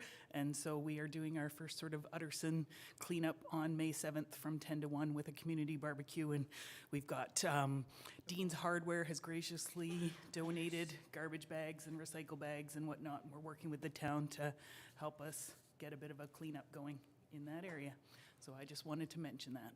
That's great. Thank you for that, Councillor Schumacher. It's, and also for mentioning May 9th as the Provincial Day of Action. We got notice of that sort of late. But we are posting on our town website whatever activity is taking place. and the district actually is doing that as well. So if anybody is interested in the provincial day of action for litter, if we go to our town website, more information will be there. So thank you for that. That's great. And are there any other bits of general? I won't see any. So, and moving right along to agenda item number 8, we don't have anything in closed. Therefore, we don't have any business arising from closed under agenda item number 9.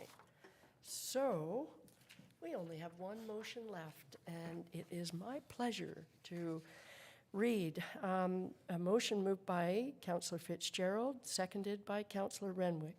It is recommended that we do now adjourn at 2:08 p.m. All those in favor? And that carries